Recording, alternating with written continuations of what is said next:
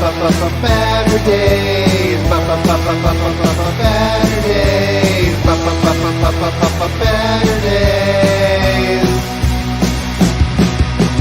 Omnidog and the Minister of Comics talk forever, get right your ergonomics. Taking questions from the chat with a name like that, you think they talk more about the bat. Baturdays, Baturdays, Baturdays in the BatCave.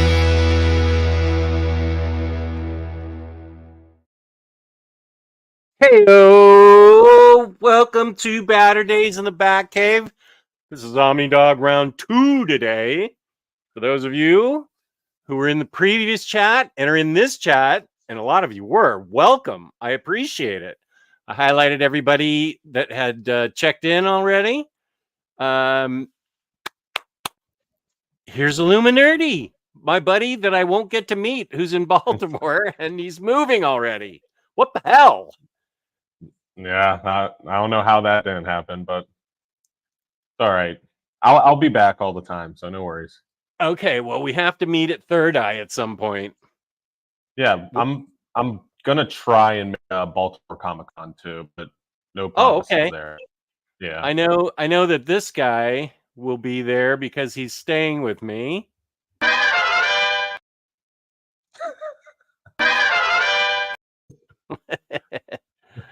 that's great.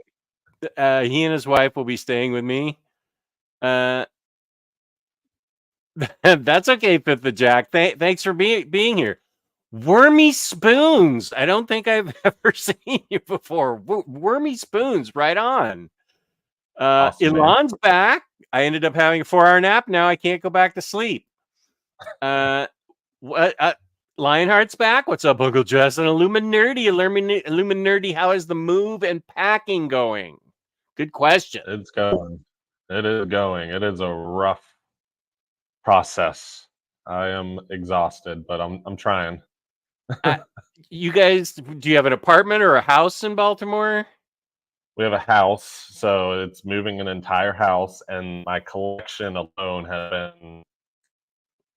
I mean, I lost track of boxes. It's been bananas. Yeah. I sympathize.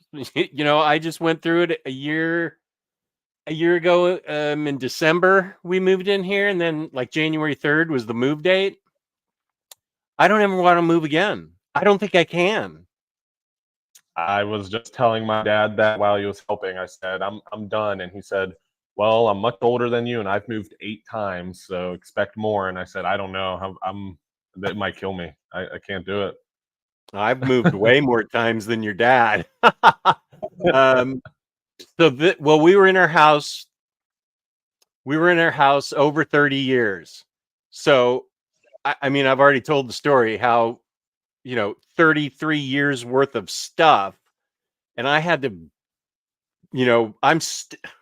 I'm still purging. The stuff that I couldn't purge at the other house, I brought here, and I'm purging it. And it's by the time our lease is up here, I'll have purged everything. I hope, but it's going to be a freaking 3-year job. But I had to hire people to pack books for me. It was 85 boxes of books. That was, I mean, yeah, you'll get there someday.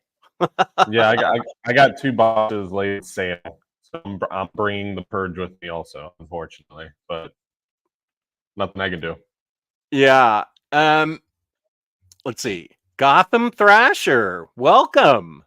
I haven't touched base with you before, but good to see you. Mr. Awesome, good to see you. Pittsburgh tuning in. Marvel Bab, nicely done. You did the early show too. Illuminerdy looks like the type of man who carries a Leatherman and can fix a few generators. Do you know what a Leatherman is? No, I don't, but I can fix a few generators. I'm not by the book generator technique. I'm just good with tools. That's it. I think the Leatherman is the kind of absolute omnified pocket Swiss Army knife. It's got Oh yeah. it's bigger than that and has like everything possible in it.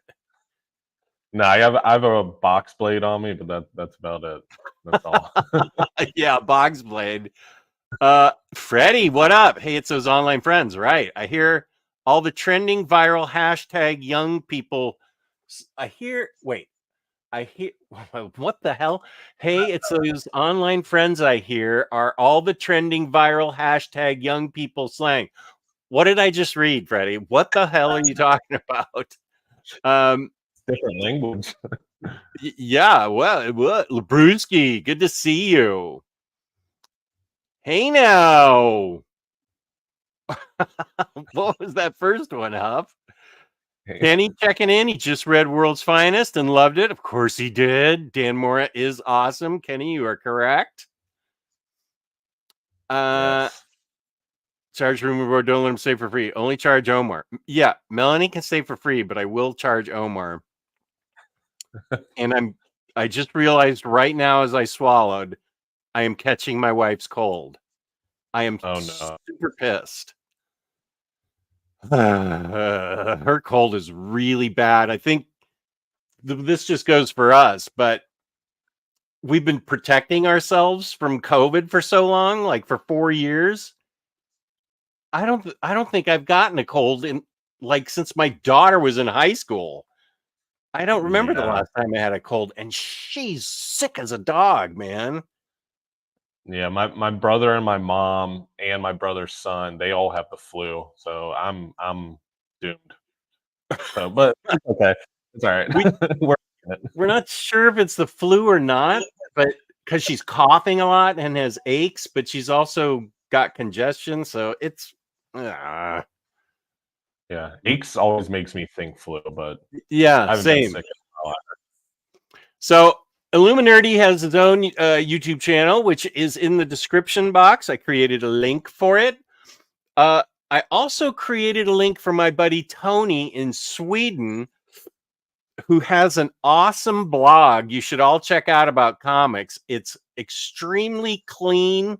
I mean, it's not crowded or chaotic. It's very clean. He has excellent taste in comic books.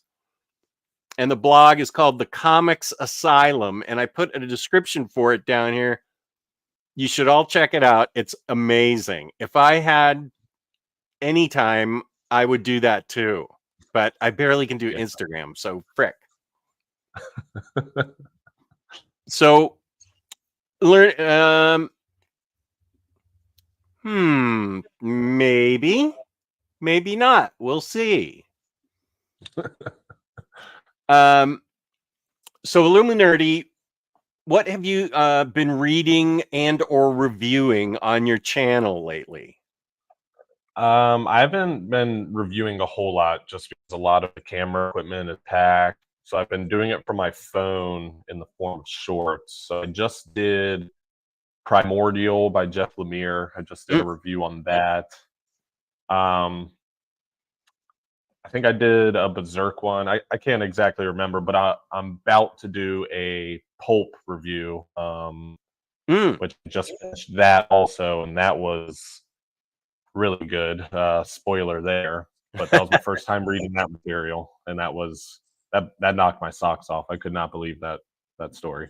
I need to reread that. I read it when it first came out, and I haven't read it since, so I need to reread that. For me, it was just a surprise of the ending. I did not see the ending come at all, and I'm not going to spoil it or anything, but just it was so unpredictable for me. I don't know why, but it really surprised me. Okay, now I really have to read it again. That that is awesome. Elon says, "You will be disappointed in me, but I cannot stop listening to Christopher Cross's self-titled album. Yes, I like yacht rock now.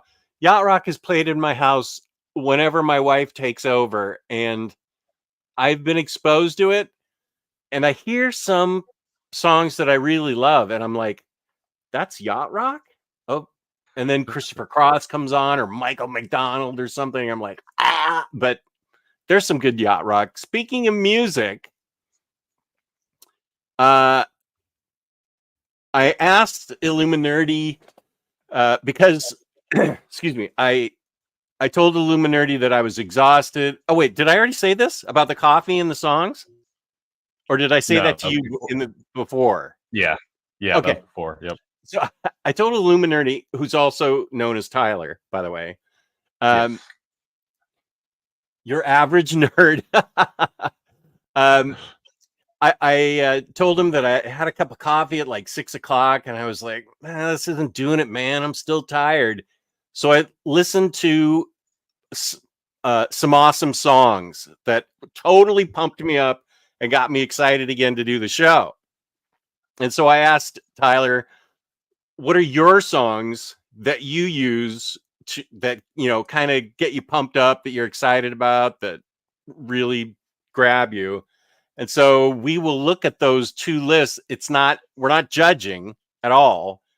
I just think it's interesting to know what music people use to charge them up. And people have been asking me for like a typical playlist from me forever. And I've never figured out a way to do it because I can't play music on this channel.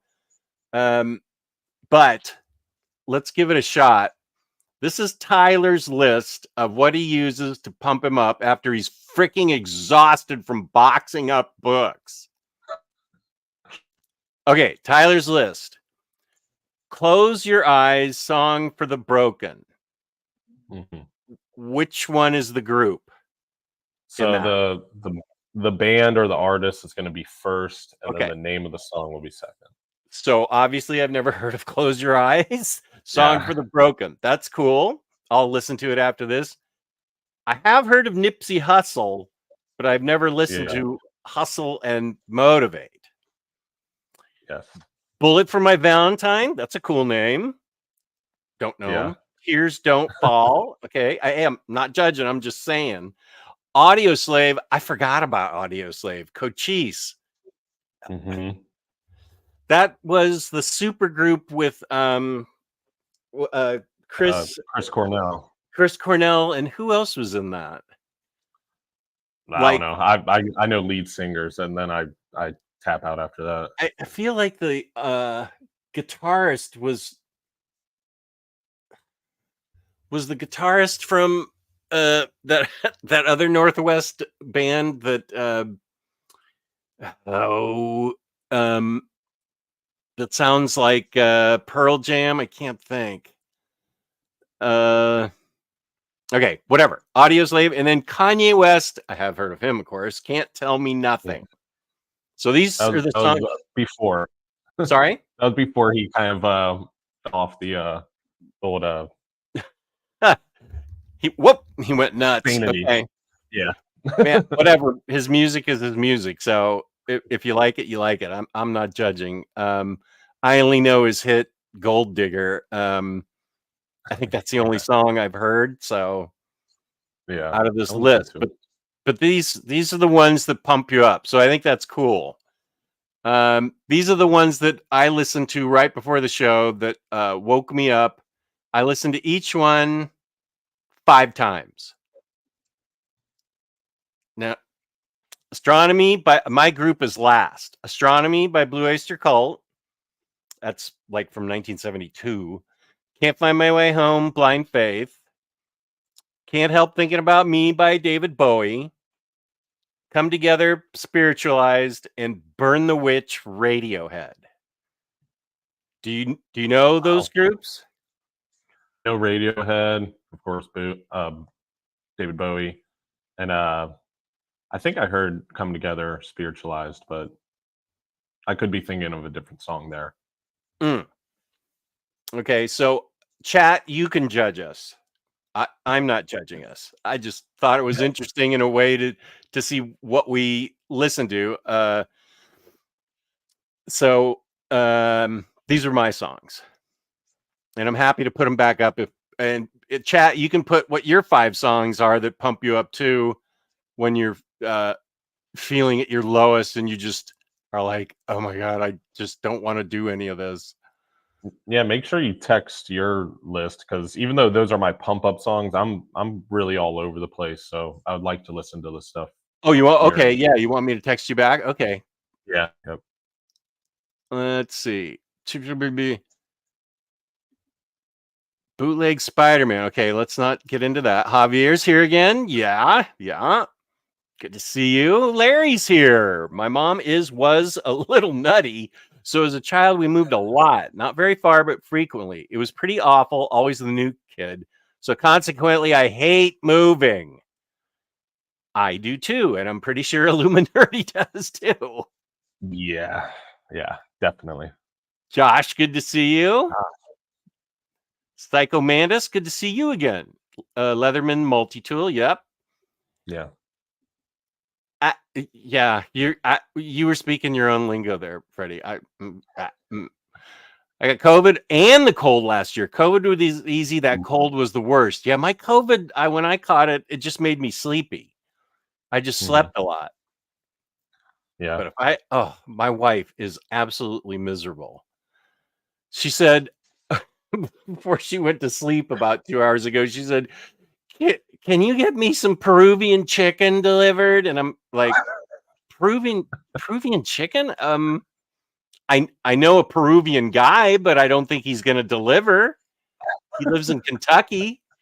So I looked up DoorDash, and by the time I found a Peruvian chicken, don't anybody send us Peruvian chicken, please.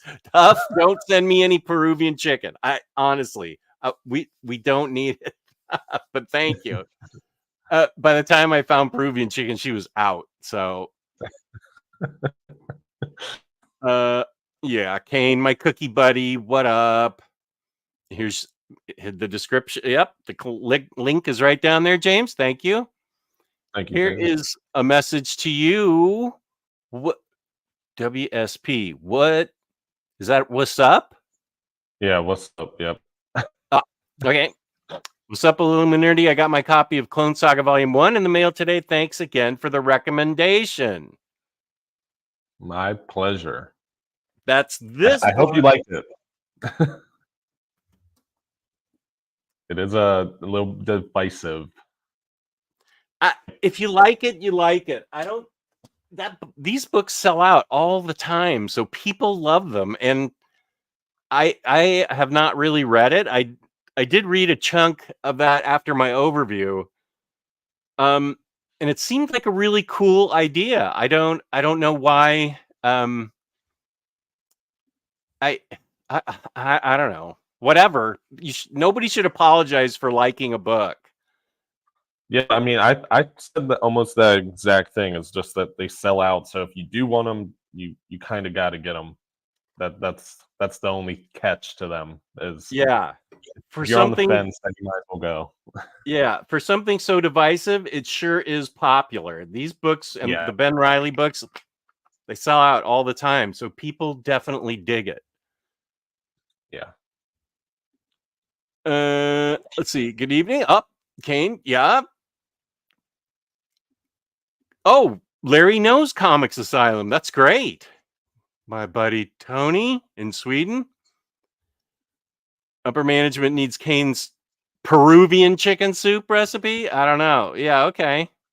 But who's going to make it? Oh, me? Sasmurf, during COVID, never got sick. Went back to the office in 22 and got one of the worst colds I ever had. I've come to believe it's bad to protect yourself too much. There is that argument that we build up immunity, which I support until I get sick. Then I'm like, F this. I should have worn a mask for my entire life.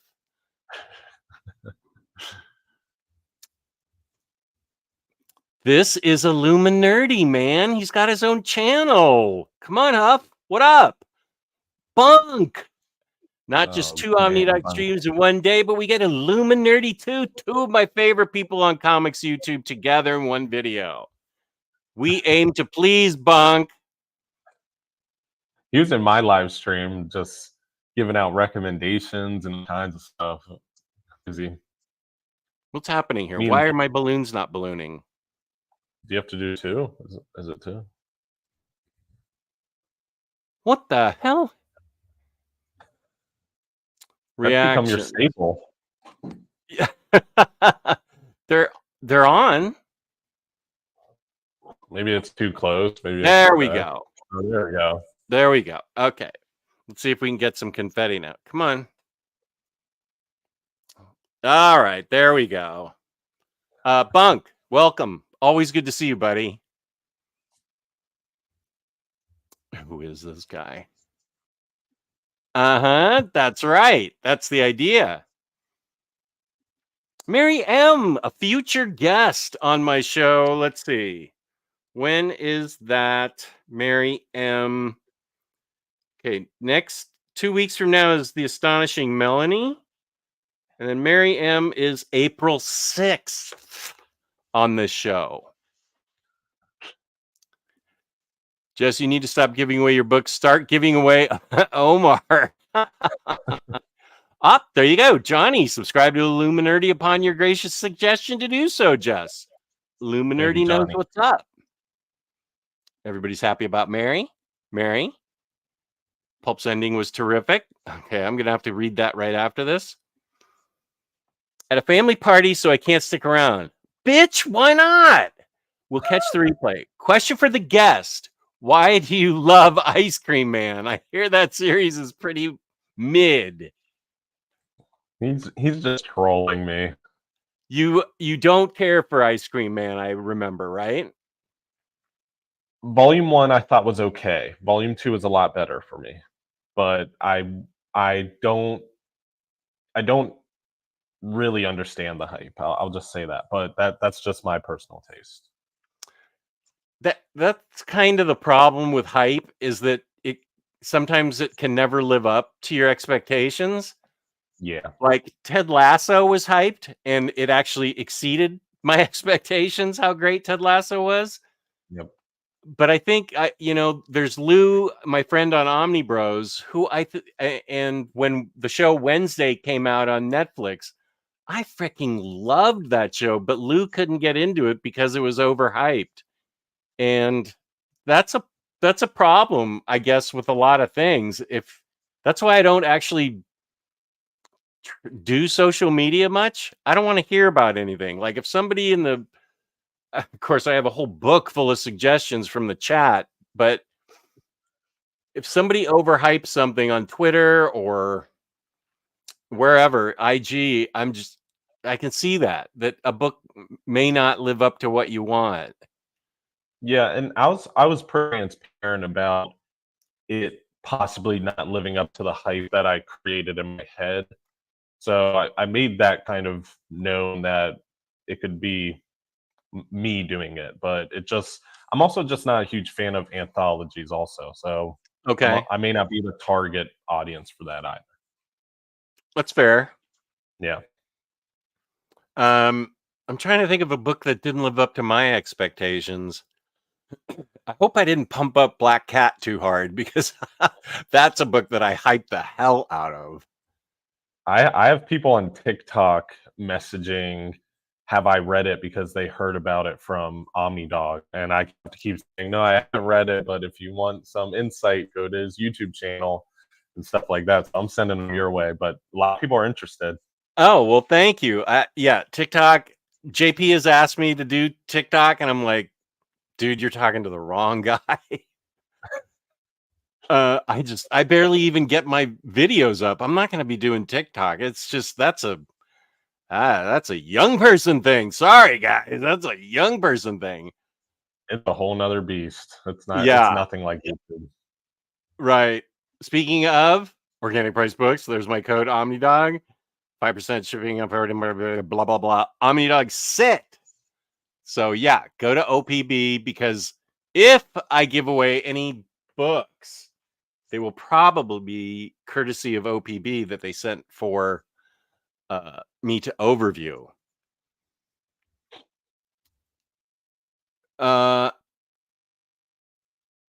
Jess, you can make a YouTube playlist of music videos and make it public. Done. YouTube or Spotify. Oh yeah, I could share my Spotify. I do have tons of playlists on Spotify. Yep. You make those public, and we just search like Omnidog, and they would pop up. I think what am I? I don't know that what I am in Spotify. Yeah, I'm sure it's your actual name or something like that. I think it probably is. Yeah. Yeah. my You don't go library. around in your private life as Omnidog, I'm sure. The problem is well, I'll have to make specific playlists because my wife also shares Spotify. So we've got Radiohead mixed in with Yacht rock. Yacht rock. Yeah, exactly. Burt Bacharach. Hey, I can't say anything bad about that. Good old love songs, duets. Tony Bennett. Well, he's cool, but that's not what I listen to. Oh, and then there's a whole playlist for the old folks home. So what's that going to have on it? Dolly Parton, Sheena Easton, Donna Summer, the Bangles. Oh, this is to get the people up and moving. Hard Day's Night, 5 o'clock world. Actually, this is a pretty good list. Okay, sorry. Yeah. No worries. Illuminerdy, did you know Omnidog also has a Discord? You are welcome to join and post your songs there also. I did not know that, so I went that. Discord is really fun. It's pretty quiet, but we just sort of hang out. It's very low key. I don't charge. What's that? You're in Jake's? Yeah, I think I'm in Jake's, and I think that's it. I need to get better at getting in people's Discords. Just how many Tylers and Taylors do you know? Okay, I know Tyler Can I say your last name? Doesn't matter. Tyler Forsyth, Illuminerdy, Tyler Blunt. Wait, I felt like there was another Tyler. There's Taylor Talks Comics and Taylor Brown. I know those two Taylors. I feel like there's a third Tyler, though. It was really hard when Tyler and Taylor were on the same show with me. That happened several times. And man, I effed it up all the time. Tyler and Taylor. I think I just know two of each. Tyler. I wonder if there's any other Tylers. Still a decent amount. Yeah. Here's Lionheart with a compliment for you. Illuminerdy, I enjoy your content. Continue the great work when you get settled at the new crib. You're one of us now. You can't leave us. That's fair. Wow. Yeah. Thank you. Appreciate it. Labruski got the first issue of Gun Honey in the mail. It was great. I ordered the other 3 issues for the first series. Gun Honey. I know Rising Phoenix wants me to make a master list of my shows this month. Gun Honey was on the Stacks of Shame video that I did with Bar, and Bar and I are appearing, I believe, the afternoon of the 23rd. Man, I got a schedule. That's April. Okay, 23rd, and I have Baturdays with Melanie that night. So yeah, it's what keeps me going. It's kind of the juice I got. It gives me the impetus to keep living. Man, I'll go from anti-flag, social distortion to share and no joke. Yeah, that's fair. Discord. Is this a group? I would assume so. Elon, who's Animal Corpse? I would assume it's a band. Okay, Tom Morello gets Lars going. I know him. Chris Cornell and Rage Against the Machine. Okay. Audio Slave was Rage Against the Machine. Oh, you're saying Audio Slave was Chris Cornell joining Rage Against the Machine? Rage Against the Machine has that yeller guy that yells his lyrics. Okay, everybody's saying Rage Against the Machine. Okay. So it must be Rage Against the Machine with Cornell singing. Okay. Okay. Everybody knows it was Rage Against the Machine but me. Stop yelling, Huff. He just likes the music. Stop it. Do you know what this is? Tekken Kin? Yeah, that's what's behind me. Is that it's manga? a manga. Yeah. Elon. No, I can't. I can't, Elon. Elon, what are you up to? I don't know if that Oh, would be the one I would even sell you on anyway. So I've already tried several dozen, and it just didn't work for me. for you, I- it's the black and white, or is it the direction it reads? Right. it's the direction it reads. It's hard for me to switch to the.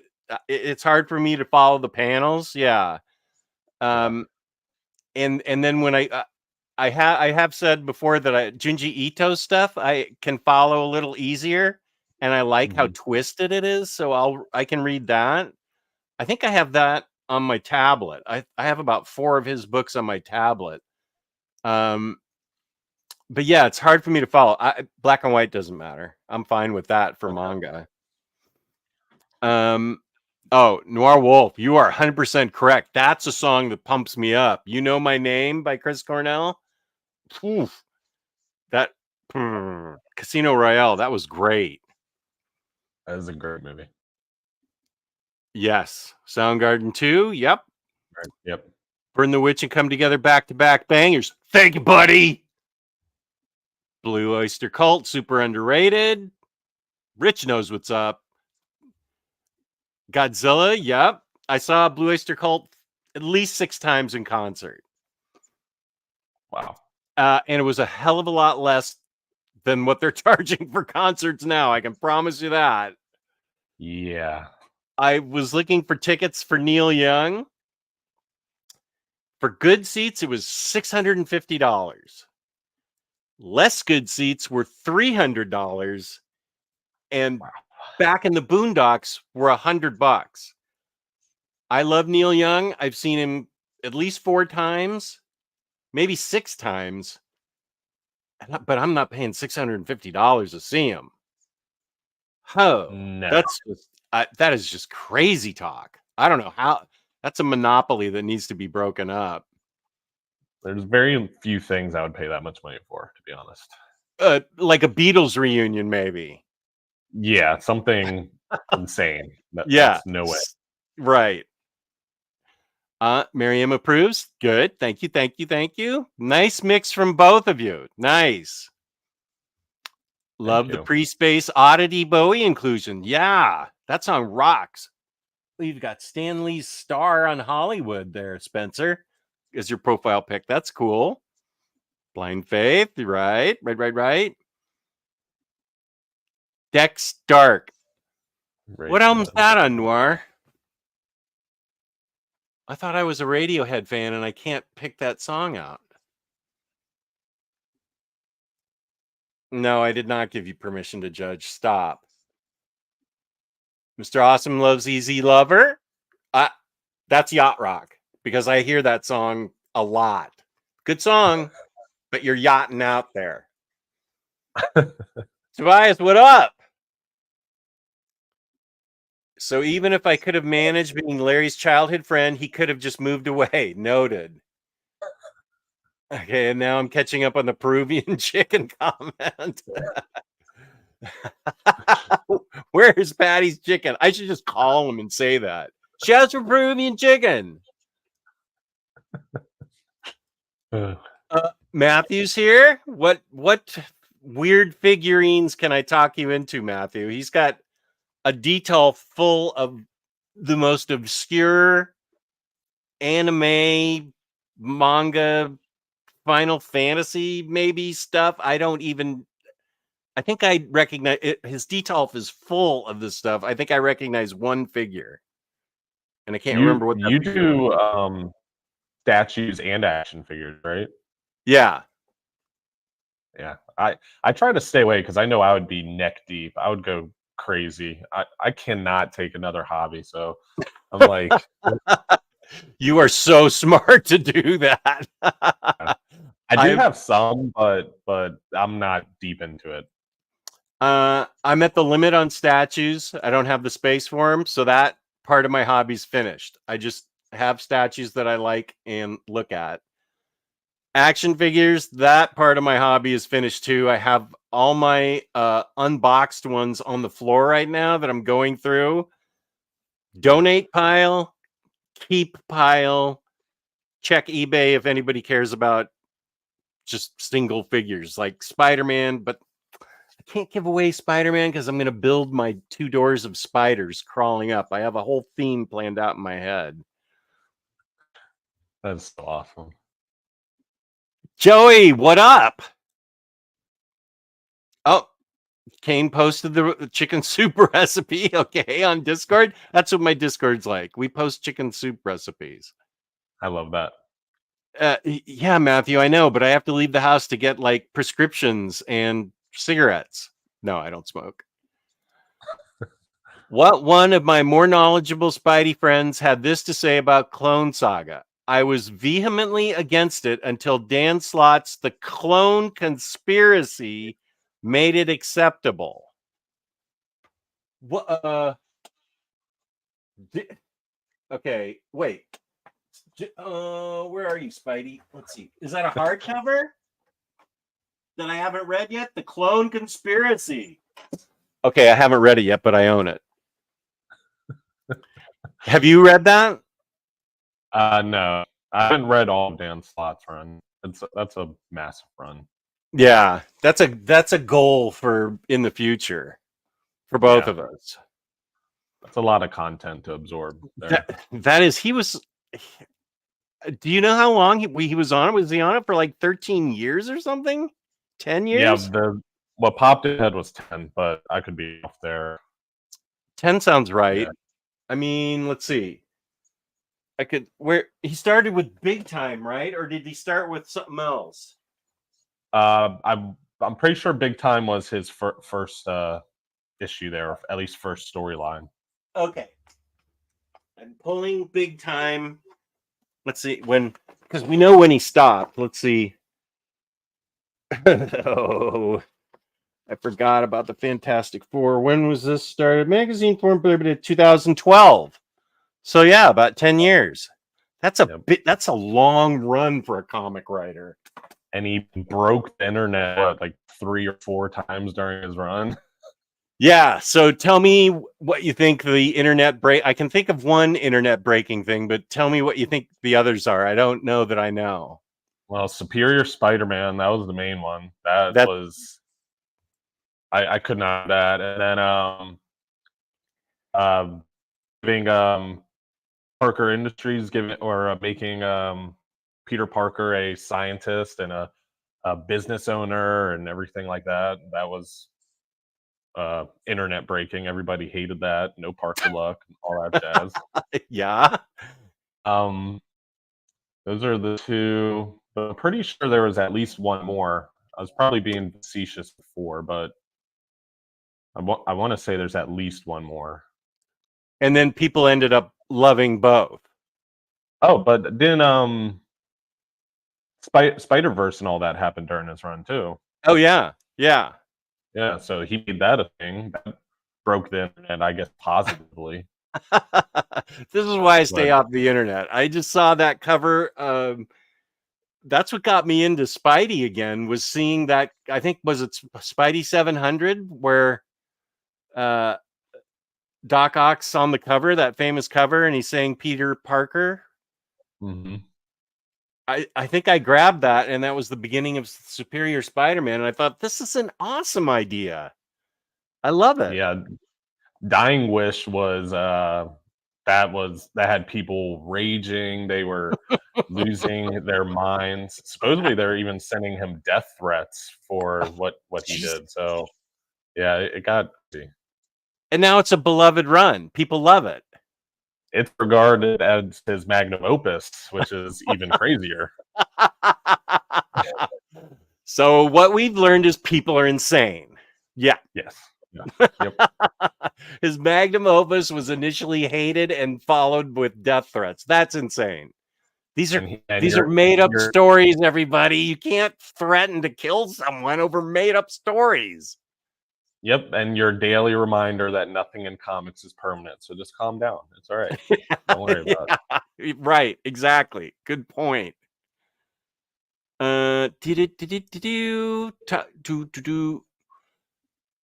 Ultimate Spider-Man Bendis also made an acceptable short version. Oh, of Clone Conspiracy, right? Yep. Not Conspiracy, Clone Saga. Apologize. Batmanda's here, and she's happy that Mary M's in the house. Right on. Okay, here's Super Laugh Hard's playlist. Something Good by Alt J.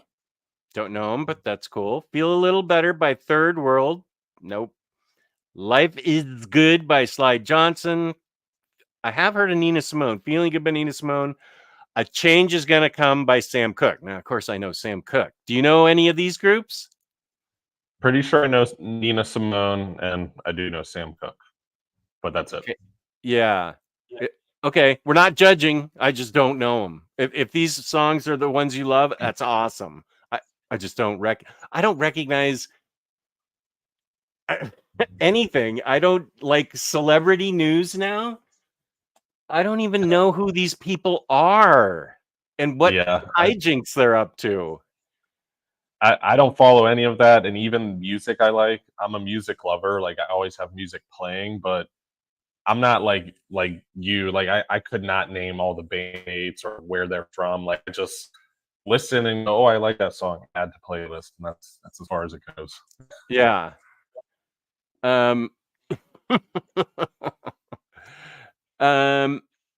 Okay, wait. This looks worthy. Kane will end up putting too much of something regardless. I think this is Alon using Kane's chicken soup recipe. Let's hope it's not the last time when I use bicarbonate of soda instead of corn flour. That's kind of a big mistake. Yeah. I was hoping Ice Cream Man would have a Van Halen connection and was disappointed. Very good. Their first album. You know that's David Lee Roth on the acoustic guitar? I learned that. You know what lives up to the hype? All new Dupe, which is right. Right. Oh, hell. Where are you, Dupe? Here you are. All new Dupe.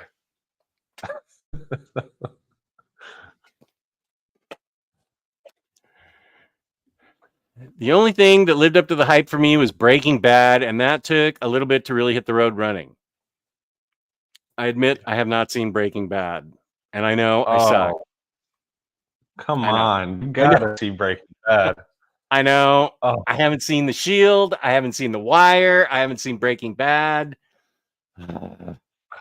I even own the DVDs of Breaking Bad, and I was forced by upper management to sell them during the move with the famous last words of everything's streaming now. That, and fortunately, I did not sell my DC animated movies because those are getting taken off HBO. Oh, geez. Yeah. Yeah, Warner Brothers is all messed up. What is wrong with them? Yeah. I bought Black Cat based on Omnidog recommendation. Yes. Okay, The Sword, Hawks and Serpents, Wu-Tang, I know that group, Gravel Pit, Less Than Jake, all my friends are metalheads. Oh, War Cisco Kid, Share If I Could Turn Back Time. If I could turn back time. These often change, but to give you an idea, you are your interests are enormous, Josh. You're a well-rounded person. Like it. I started Fear Agent. I had to forget how many people hyped it. Just forgetting it and diving in. So far, it is good. Yeah. Black Cat exceeds the hype. Freddy, yes. I never got the hype for Killing Joke or Long Halloween. They're both above average stories, but far from amazing. Hot take there, but respect it. Wait, I have a hot take. Yeah. Right there.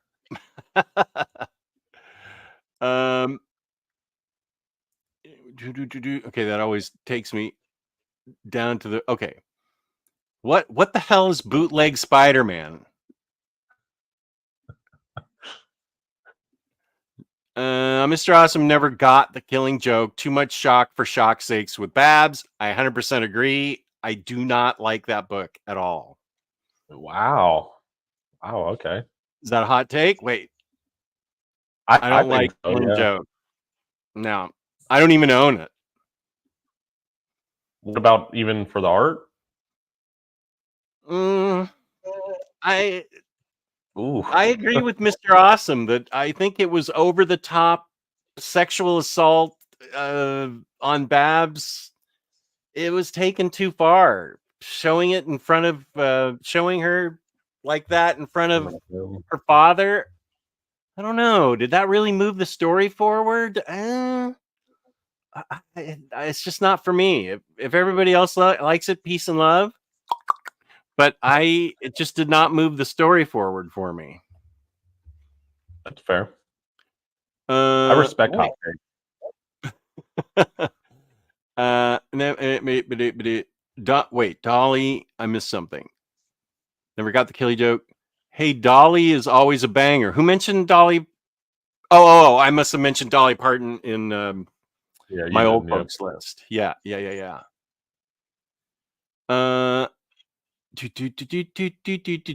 Elon and Huff, what is bootleg Spider-Man? What are you talking about? Oh my god, I'm half an hour behind in the chat already. We just got started. Okay, we actually do have something we were going to talk about. And I like the way that, let me go to our messages because I like the way you said it. I was so nervous sending that message also. Why? Just because, like, saying that the age comment, I was like, I don't know if I should say this, but I just sent it. I think it's interesting still. I'm not deluded. I know you're 40 years younger than I am. Well, still, I know. Sometimes it can be taken as rude. That's all. Oh no, I thought okay, well I appreciate this you're feeling that way, but it's not an issue at all. I said to Tyler, what are your thoughts on a topic, anything to talk about? And he said, what we've been reading lately, but personally I would love to talk about the difference in eras of comics and when we got into them. What drew us in and what kept us reading. The different eras we started reading comics due to the age gap, you old man. No, he didn't say that. Due to the age gap has always interested me. I talked about it with my dad a little bit. He wasn't into comics to our level, but it always interested me a lot. So our eras. When do you get into comics? Like how many years ago do you feel like? Early 2000s, so rough estimate like 2008. Okay. 2008. 2008 is right when I began collecting graphic novels. I was 2008 is when I discovered Third Eye. When it was a little store, tiny store. Did you go there when it was in Annapolis? Yep. Like it was next to a gun shop and a coin dealer or something in a dentist's office? Yep. I went.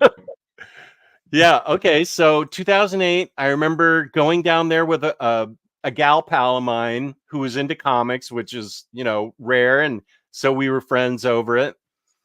And I bought a ton of graphic novels there and met Steve for the first time. That was 2008. And I still had all my old floppies. I read periodically through the 90s, like Death of Superman, freaking Nightfall. I read a bunch of DC. Let's see. I read a lot of McFarlane, Michelini Spider-Man in I guess that was the late 80s. Yeah. So I had a lot of floppies from 85 to 2008. And then I continued buying floppies and graphic novels. This was when I was insane. I was buying graphic novels.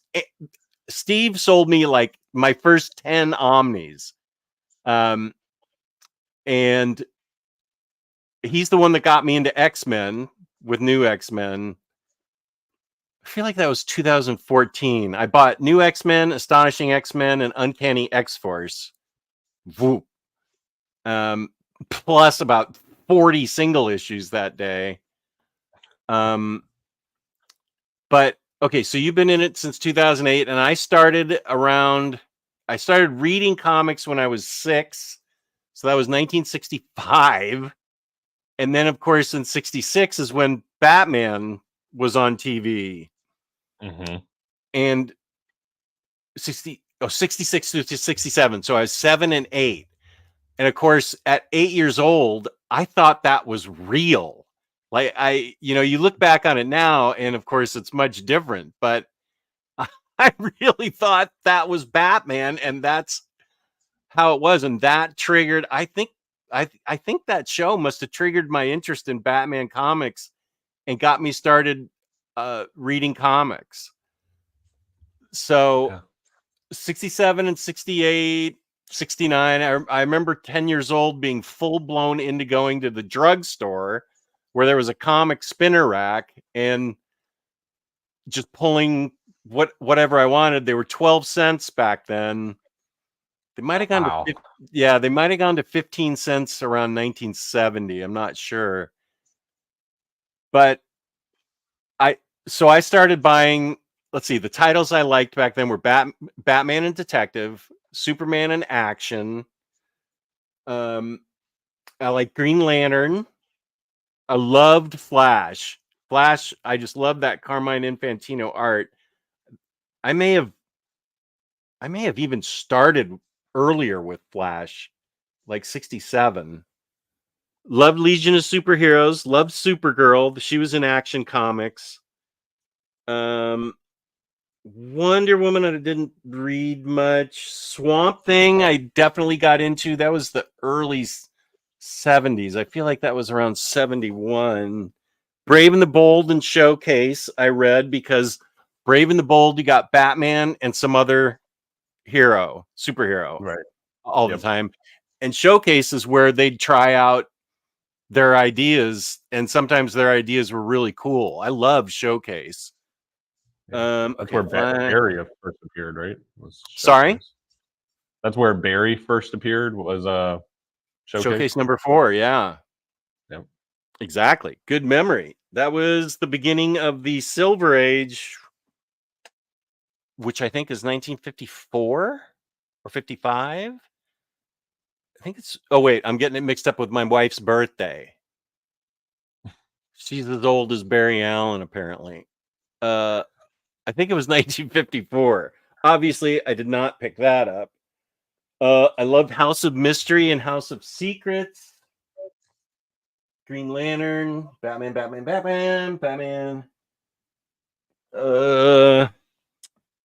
Let's see. Flash. Justice League of America. I was crazy about them. That's why I had such a hard time with Justice League International, because I looked at it and I said, these guys are clowns. What's happening here? And Taylor Talks Comics got me into reading it, and I could see the appeal. It's pretty funny. I dig it. Let's see. What's iZombie hiding? No, I need to read that. Injustice. Batgirl. Justice League. Green Lantern, Green Arrow. That, of course, was amazing for me. That was 1970. I was 11.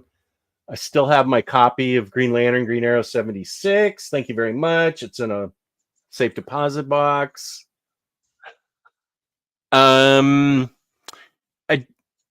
I read and was familiar with Marvel, but I don't think I really got into Marvel until I was like a teenager, especially when I loved Spider-Man. It was just Amazing Spider-Man, and I loved, unfortunately, it was the period I fell in love with Gwen Stacy, and then like the same year, spoiler alert, Gwen Stacy died. Sorry if I'm spoiling that for everybody. And I like Captain America and Falcon. Those are the two books I really loved. Then around 1976, I stopped reading. That was the Bronze Age. I remember reading Justice League and just saying, I think I'm too old for this. This is ridiculous. I'm full time trying to chase girls here, and I'm reading comic books. And then it was Dark Knight Returns in '85 and Watchmen that brought me back into it. Wow. So what there's was Watchmen your first title coming back into comics? Dark Knight Returns was. I told this story I think last week. I was living in LA before I moved here. I grew up in Northern California, but I moved to LA for a job that never appeared. And I read a story in the LA Times about the Dark Knight Returns. And it described him, you know, as a combination of Clint Eastwood and I don't know, Charles Bronson or whatever the comparison was. So I looked up in the Yellow Pages. That's how long ago that was. For a comic book store, and I pulled out a map to figure out how to get there. Wrote it down. Wow. Yeah. Okay. I'm gonna give you full old man details on this. So you still drive cars, so that counts. I drove my brother's bitchin' black Camaro there, and to Golden Apple Comics. And I think it was the owner that was behind the counter. And I just went up to him and I said, I heard about Dark Knight Returns. Do you have a copy? And he went full comic guy on me from The Simpsons. He was like, I have had many people come in here looking for that. What interests you about Batman? And I said, so it was like a quiz. I had to go through this quiz. Well, I've been reading him since 1965. This and that. How long have you been reading this? And can you name some of the villains that he's fought? And I'm like, is this really happening? I just want to buy the frickin' comic. And then he said, I'm asking you these questions because people are just coming in here and buying it and driving up the price. There was no eBay, of course, back in '85, but there was still a secondhand market where people had driven up the price already. It was it was a premium comic, so it could have been like $5.95 or something. And he had by the time I got to it, there was a second printing already because he had a first printing up there for $50. Wow. And I said, well, I just want to read the story. I'm okay. I'll buy the second printing and the rest of the issues. And he said, I like you. I will sell you this $50 copy for $15. And I said, okay, I just want the book. So I think all 4 issues were out at that time, if I'm remembering correctly. Because I remember buying Watchmen issue by issue after I had heard about it, and I had all 12 issues. But Dark Knight Returns was right before Watchmen, and those 2 are what brought me back. Right. Yeah. And I'm not even kidding about the comic guide quiz. He was he was worried that I was a speculator, that I was just in there trying to buy up copies and sell them. And I guess I get it, but I don't see Steve at Third Eye doing that to anybody now. Back then, this guy I ran into that too.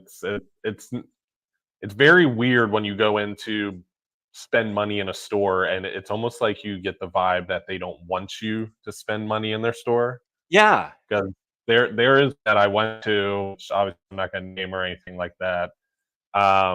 Locally, in our area, okay. Yeah, well, in mine, not so much yours, but more my area. And it was right when the New 52 took place.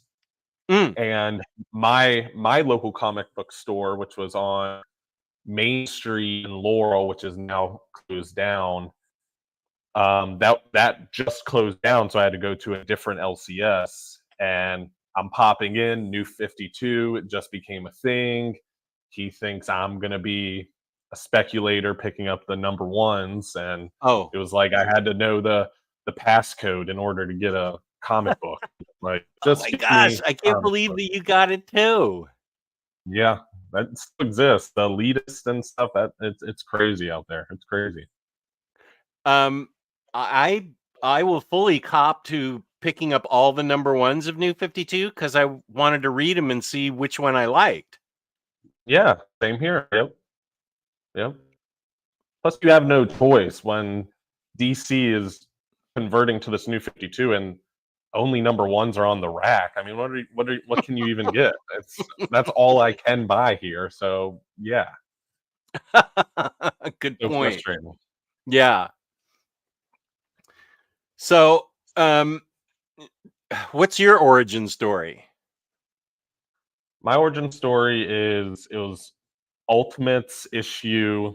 Mm, It was the issue where the Ultimates fight the Hulk in Times Square, which somebody in the chat can tell me that issue. I can't even remember. Um, and then it was pretty much just gung ho from there. DC and Marvel. I was saving my lunch money at the time. Wasn't eating lunch at school. oh, no Um, way. Yep. So I would save lunch was like $5, so that's $5 a day from Monday to Wednesday. So I would pick up what I could from Marvel and DC. Always like Captain America and Superman, so always picked up those. Okay, so wait, so Uh, how old were you? 2012 was New 52. 2008 is when I was 2006 to 2008, somewhere around Okay. there is when I So was how into old were you comics. then? 8, 7, somewhere around Okay, there. okay, so wait, you were born in wait, now I'm terrible with math. 2000? No, I was born in 1994. Oh, So oh, okay. So 2008, you were 14 then. yeah, yeah, I guess so. Okay. Maybe I was into it before that because I started reading comics because I couldn't read. That's why I was reading comics. So it was probably before that, maybe. What you couldn't read. You had Yeah, issues reading? yeah. I had major issues reading. That's how I know I was younger, dabbling into comics. This is before I was like collecting, obviously. Mhm. And my dad knew nothing about comics, but he knew there was pictures in it.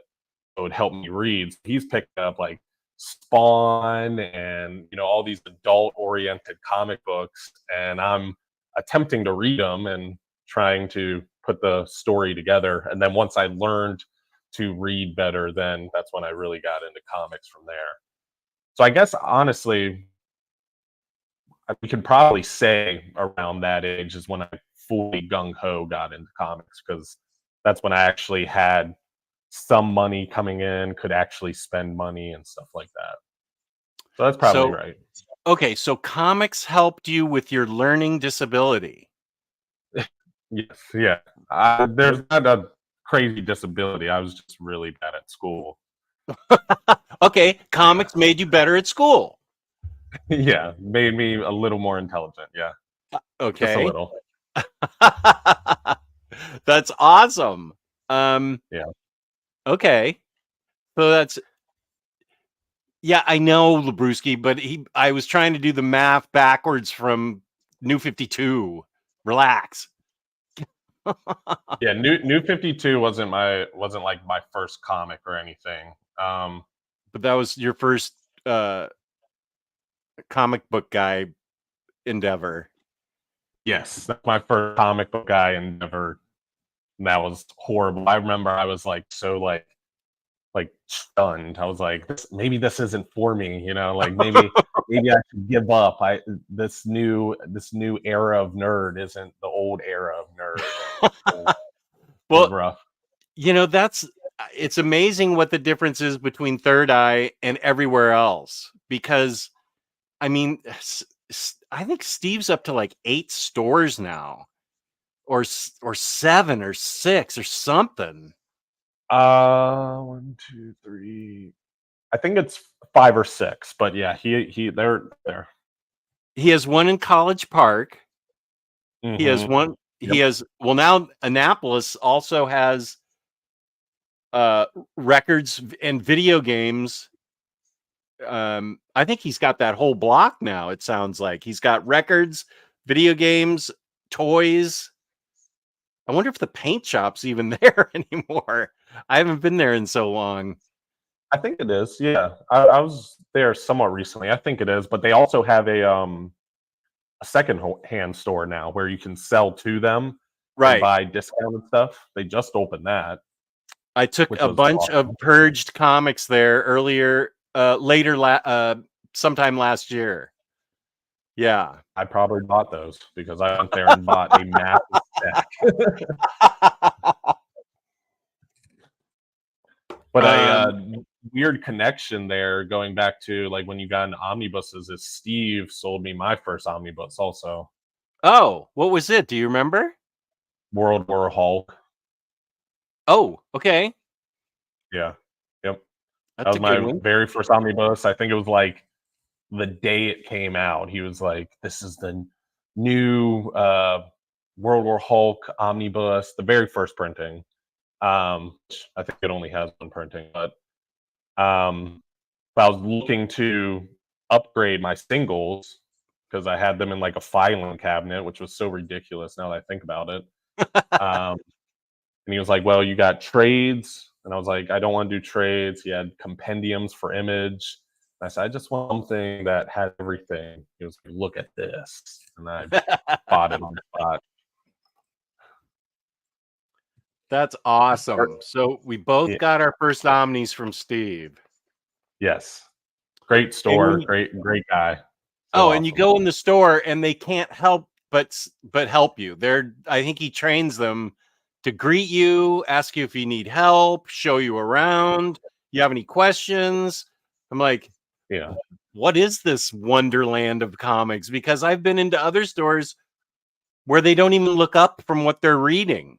You know, walk in and they're just reading and they don't even look at you. Well, That was that's also lovely. like the first store that I went into where everybody is so well versed in comics too. Like, there's not, "Hey, I'm looking for this issue of Hulk," and they go, "Oh, hold on, let me go find somebody that knows where that's at." Like, they all know where everything is. They know the characters, they know the titles. It's like he maybe gives them a study guide or something before they get hired. I don't know, but they're all very well versed in comics and nerd stuff.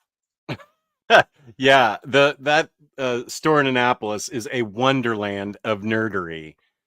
Yeah. I mean, just they've got all that Japanese candy and stuff, and then all the different sodas in the fridge there. Um, Yeah. it's so gosh, it's so great. He is such a smart businessman. I know he has two stores down in the Richmond area, so I don't know. Yeah, Steve is awesome. So there we both have sort of our origin stories. Yes. Yeah. Does that did that sort of answer what you were wondering about? Kind of. I was very curious. So obviously, the comics of that era where you first kind of started reading comics are very different, not only tone wise, but aesthetically when it comes to art and everything like that. So reading now modern, do you find it easy to go back, or do you prefer modern now that you've been in modern for so long, or what's your opinion as far as that goes? Well, I always say, and people that follow this channel know that I say we are now in the golden age of comics. The real Yes, golden age of comics is now. I've heard I, you I say look that one. Yep. I look back fondly. I can't wait to get Silver Age Superman, the omnibus, when it comes out. I think maybe next week or the week after. I know it was written for 8-year-olds. I'm aware that that Silver Age stuff is really hard for uh, modern readers to get into, and I totally get it. Um, but for me, I think it's the same way it is maybe for you and the Clone Saga and Ben Riley and stuff. It's the nostalgia hit, the books you grew up with. I look at Legion of Superheroes, Silver Age, and Supergirl, Super Age, and Silver Age, and I know people aren't going to modern readers for the most part, aren't going to dig it. And I see why. It was written for kids. But there is a comic book for every different kind of person on the planet, I think, right now. And not only that, but they're really well written for adults, grown-ups, and kids. They're not written down to the kids level. They're read so that everyone can enjoy them. There's subject matter from like the stuff Huff Dealey likes, the independent stuff from the independent guy, and the Josh is writing himself. There's that creator-owned stuff all the way up to Black Cat by Jed McKay, omnibus from Marvel. That is so great. I really think that this is the golden age. You guys are lucky to be living in this age. I'm lucky myself. My my wife looks at my collection, and I need to show her the collection of Max from CGN. Have you ever seen? He just put up pictures in Riley's Omnibus Facebook group. He put up pictures of his collection. He owns CGN, so he has a copy of every book ever done. And he's just got this massive. It's every book that's ever been printed that he wants. And who could blame him? He owns CGN, so but it just dwarfs my collection. But whenever she says, "Why are you getting more books?" It's like I can't help but get more books because there's so many great stories coming out now. But on both sides, DC and Marvel. Then you got Image. Then you've got good stuff coming out from Boom and Dark Horse, and then that creator-owned stuff that I said. Plug. Josh Greathouse. Whoops. Josh Greathouse. Bang. Ballad of the Tiger. Right there. Thank you. Wait, I thought it said... Oh, it just says thanks for the support. Oh, I love this quote from Josh's mom. I love your art, your style, but it does offend me at times. Mom, 2022. That's a great quote, Josh. Yeah, and there's an entry-level book for everybody now. And if you're lucky enough to go to, Third Eye or watch people on YouTube that have things like how to get started in such and such. They're reprinting Ultimate Spider-Man. They're DC just rebooted again, which is their style. I don't know. There's so many great books out, and I say to my wife, first of all, I gotta have new books to show on YouTube, or they're gonna stop watching me. And I really want to read them. I know I'm not going to get to all these, but there's a chance I could get to all these. Yeah. And they're all what I've got is I'm constantly culling and purging and stuff. So I mean, I just sold something on eBay that I knew I just was never going to get to, and I'm going to go through my collection and do it again. This is all stuff I know I'm really going to love. And if I don't, after I read it, I'm going to get rid of it. Yeah. What is like, do you have to like love a book 10 out of 10 in order for it to stay in your library, or is it like a cutoff at 7 out of 10 or 8 out of 10? That is a really good question. That I've actually never thought of it that way. I've just thought if I liked it enough to keep it. That is a really good question. Huh. Well, I just got done reading X-Force Volume 2, not X-Force, X-Factor Volume 2, and I loved it. Well, that was like a 10 out of 10 because it cracked me up. It was really good. So that's an automatic keep. That's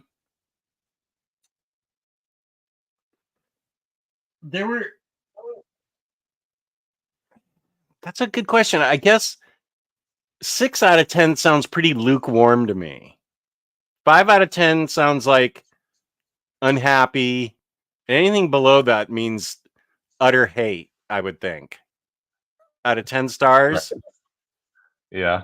Yeah. So I think you're right. Probably 7 out of 10, 7.5 out of 10 books I would keep. 8s, obviously, I would keep. 7s, I'm pretty sure. I'm trying to think of a 7 that a book that I recently 7'd. I don't, boy, if it was a 7, that doesn't sound that good to me. Okay, I'll tell you a book that was a 7. And I think that I actually sent it to Mary. So Mary, apologies, but I think you got my 7. It was the first Mark Spector Moon Knight. Oh, yeah. I read that. I thought it was fun and it was okay, but I said I'm just not going to read this again. And I think the second Mark Spector Moon Knight just came out this week. If it's more of the same, I don't think I'm going to buy it. I get that there are people out there that dig it, and I think that's great. But yeah, for me, I would say that was a 7, and I let it go. And Miriam wanted it, and so we're both happy. I don't know if she wanted it or I just gave it to her. I can't remember. Yeah, that's interesting because like I do like a rating scale typically, but I'm so lenient on my rating scale. Like even if a book is a 5 out of 10 for me, which is not that great, should probably be leaving the library. It's as long as it has some type of comic book significance or historic meaning or something like that, I hang on to it, whether I liked it or not. Okay. So I end up shooting myself in the foot by making those rules, but I want to be more strict. Like I wish I could be like you and be like 7 out of 10, anything below just, it's the door, but I'll run out of room eventually, I'm sure. Then I'll have to. Yeah.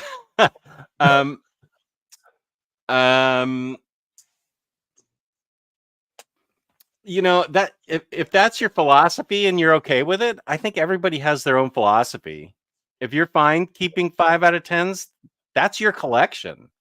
And that's your collection. You, like you said, you make your own rules. So there's anybody that judges anybody else's collection is stupid. I would never judge your collection by its rules. It's what makes you happy. It's what makes you Illuminerdy. Where's that neon sign of yours? Packed. Oh, frick! I wanted to see it lit up. Damn it.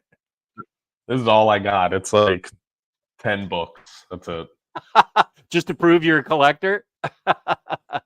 Yeah, pretty much. Yeah, I was like, I need to have something in the background. So I just started putting up books and stuff. Okay, oh wow, I'm way behind the chat.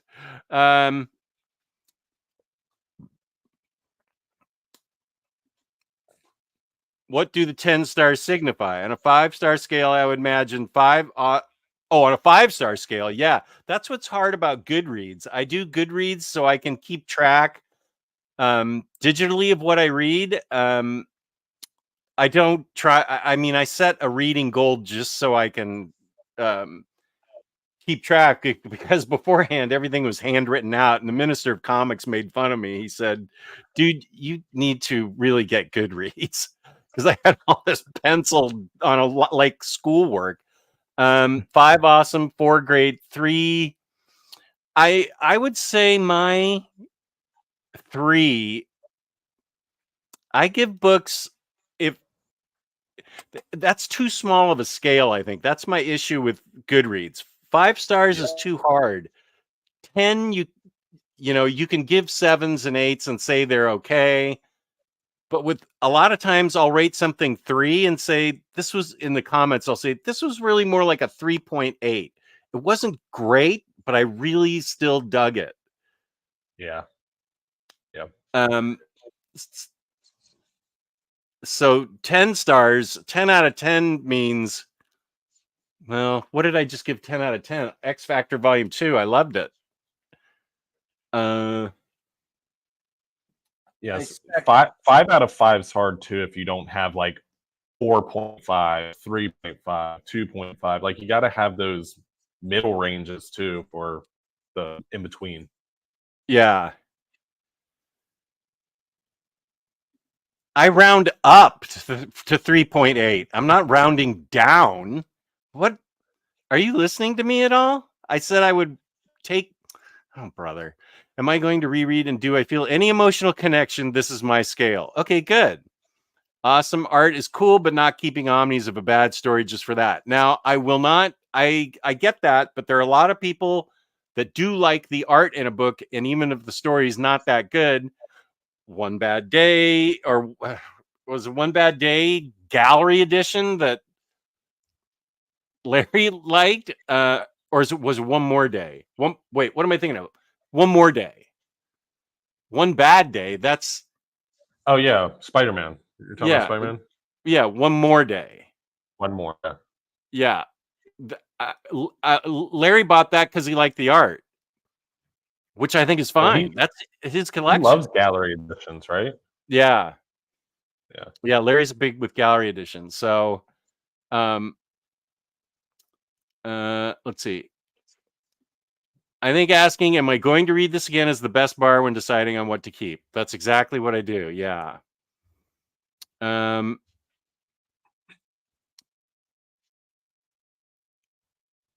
Yeah.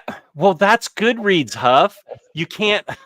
I give it a 3 because there's only 5 stars you can give a book. And then I say in the comments, this book was really more of a 3.8. Okay, I'll give it a 4 next time, and then I'll round down to 3.8 if that makes you happy. Oh, One Bad Day is Batman. Thank you. Let's see. I am super far behind. Let's see. Spinning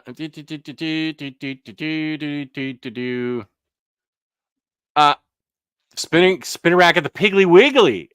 Okay, good. I agree with Jess. There's so many amazing comic book series available today. Yes. Supermarkets too. Yeah. I love that Jeff Smith Bow was made for adults, but became the best kids book. Yep. Rich says, oh, thank you. One of the things I like about Jess is that even as a longer time fan, he's still super into the modern stuff. Yeah, because it's better. Except for EC. Those EC comics from the 50s were really bitching. Lars, Norway, growing up here. Wow, Lars, it's like tomorrow morning already there. Growing up here, we didn't have any LCS, but all the comics from the racks and supermarkets. Oh yeah. Third Eye has so much interesting stuff there. It's really amazing. It is awesome. Thank you. Yeah, we both had fun with those. Okay, I think hey Razor, I think we answered that. My first one I think was New X-Men. I think previously I thought it was Fantastic Four, but now that I'm thinking about it, I'm pretty sure it was New X-Men. And Tyler, what was yours again? World War Hulk. Right, and we both. Oh, and World War Hulk is about to get a new second printing, and we both got them from Third Eye in Annapolis. From Steve. From the awesome Steve. News movie. The first omnibus I bought was Iron Man by Busiek and Chen. The second and first one I read was Doctor Strange Sorcerer Supreme after watching Jess's overview video. Did you like it, Spooey?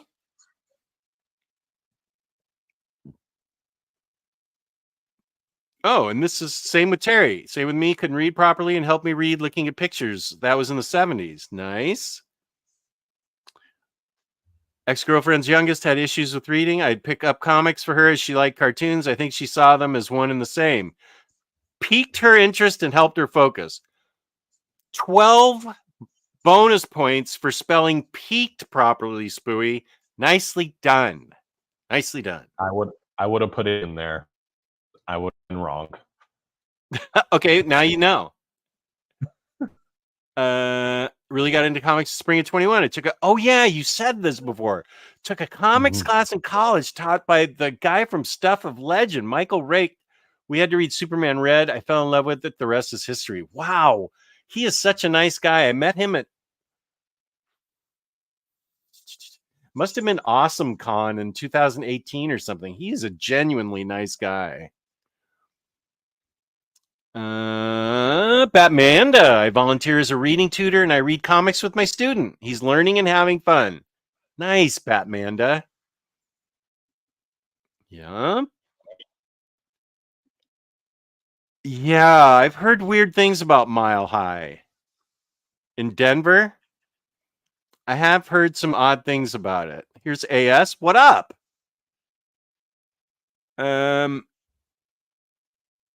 Okay, wait. Here are people.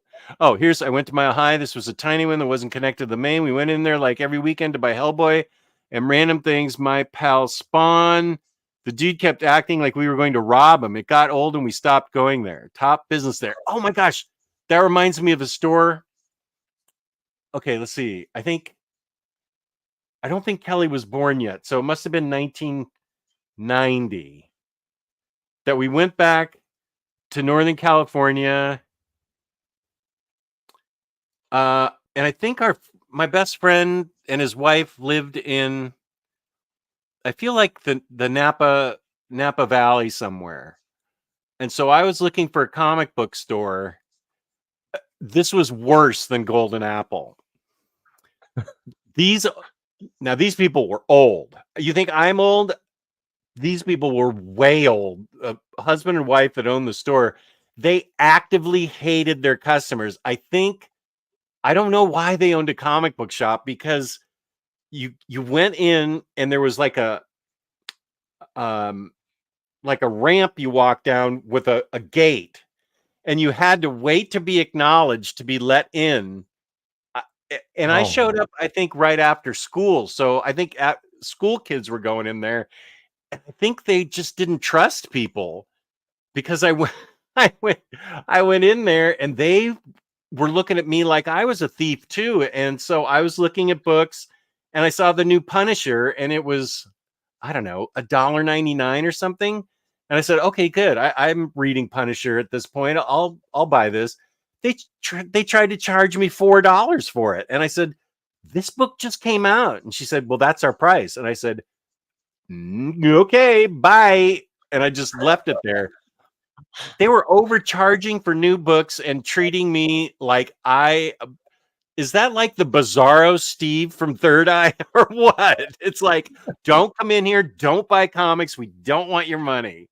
I forgot about that. Yeah. Ugh. It's very weird. Let's see. If you've been around a while, I think there's a good chance you run into at least one pretentious comic shop owner or frequent who think they run the place because it is their second. Oh, a frequent, yeah. Okay,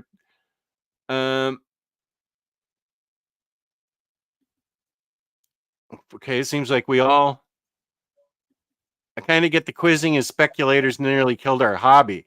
Back in 1985, though? Yeah. I get what you're saying, though, Larry. The owners seem to hate it if you ask them anything about comics. You ask somebody in Third Eye, they will be happy to tell you everything they know.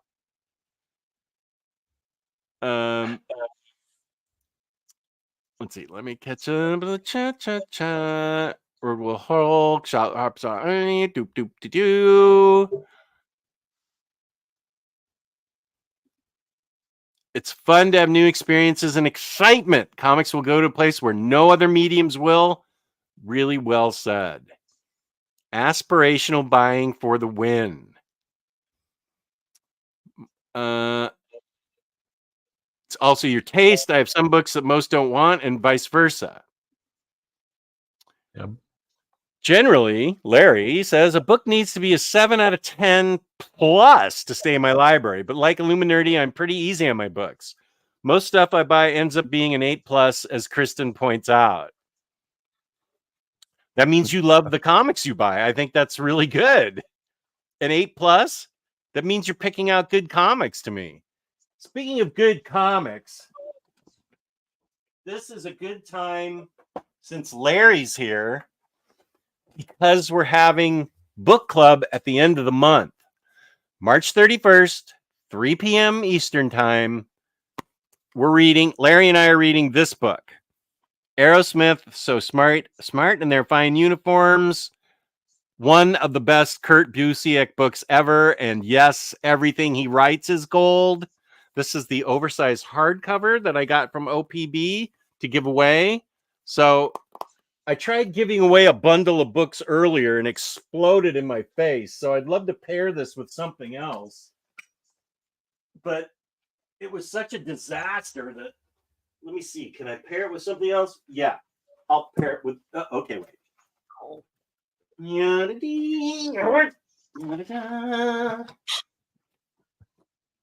It's at the bottom of the pile.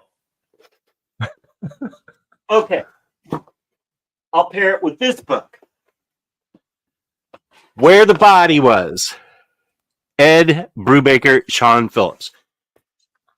These are two really good books. I'm going to give them away right now. Please, peace and love, United States only. That's a rule. Okay, so. Okay, wait. Banner. Let's see. Let's make it easy. I don't want to. Hashtag.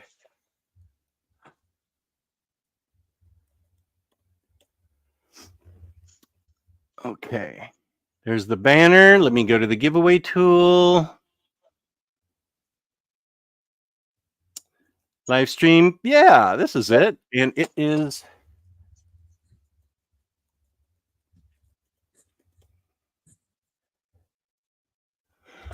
Okay. So we're giving away Aerosmith, a fantastic book that is our book of the month at the end of the month, and Where the Body Was. All I ask, this will only cost about $5 shipping. So I just ask that you pay shipping and that you are in the United States. These are two excellent books. I will start collecting comments. I mean, yeah, hashtags, whatever it is. I'll start collecting them now. You can enter Illuminerdy if you want. I don't even know if I know how to see the chat.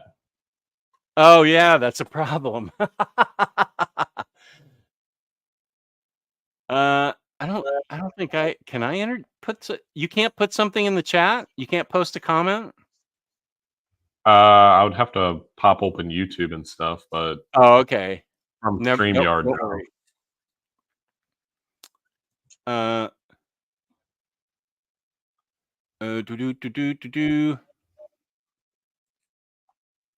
Yeah, I live with this illusion too. My delusion, Omar calls it my delusional stack instead of the stack of shame, is that I'm going to get to all these books. That's, it's not, I mean, it's just not really going to happen. But okay, so we're giving away 2 books. Maybe I'll give away more. Maybe not. We'll see how I feel. I got a lot to get rid of. I mean, give away. Well, thank you, Kenny. I appreciate that. And I love that about you too, Kenny. Huff on a tear. Yeah, I agree with this.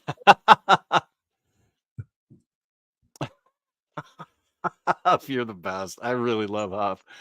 My first omnibus was Wrath of the Spectre. I also discovered Jess on YouTube at the time, checking out his overview of said omnibus. I just redid my DC shelves, and I'm trying to be like Kristen and pull the book. Boom, there. This book is awesome. Nice, Johnny.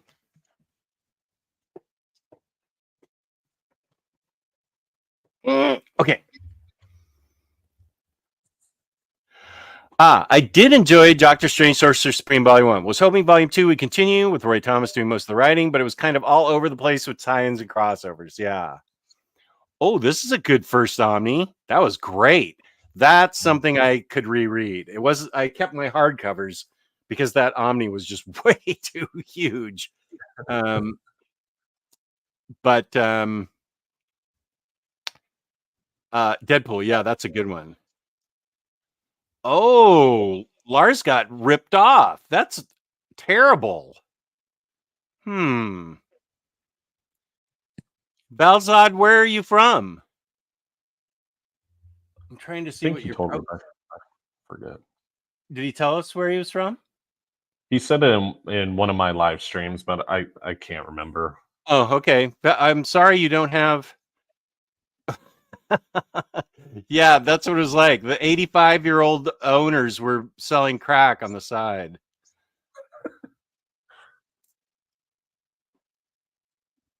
Jess didn't get that was 1995. Now 1988. Wait, what time? That was only 10 minutes ago. What were we talking about? Now, Punisher? I'm happy to answer this, but I don't remember what we were talking about for 98. Aerosmith, great book. Nice. Oh, Hondo went to the Warriors game. Oh, he's so lucky to live in the Bay Area with Maniac Matt. Those two guys, they're great. I think he was talking about Max. Wait, okay, now I'm really lost. Yeah. Yeah, buddy. This is why Marvel Unlimited and stuff like that is good to see. If you'll like a run, it helped me decide on a few Omni purchases after reading a few issues digitally. Right.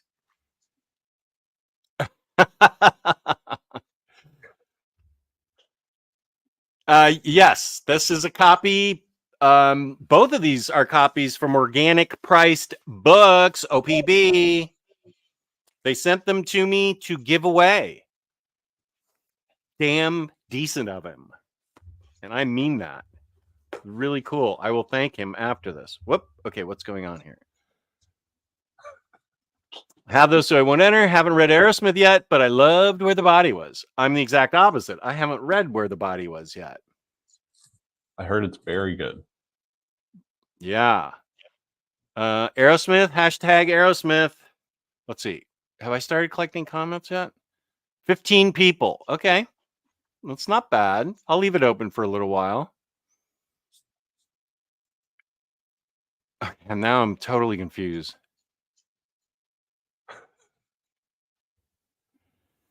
Dude, here's the thing. I have to fill out customs forms for all these books.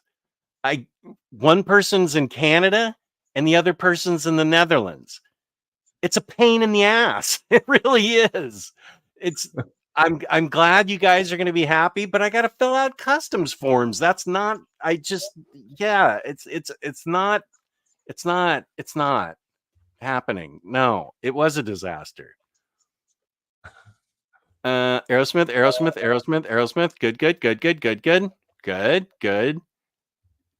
No. Oh, Tyler, use your phone to enter. Ah. Now somebody's smarter than me. Thank you. I wouldn't have thought of that either. Make sure my volume's down. I have Where the Body Is, so if I get it, Josh Greathouse can have it. Aerosmith.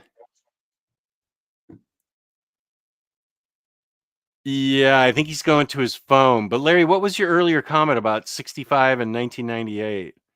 No, I am never giving that away, Doc. You know that's my favorite book ever.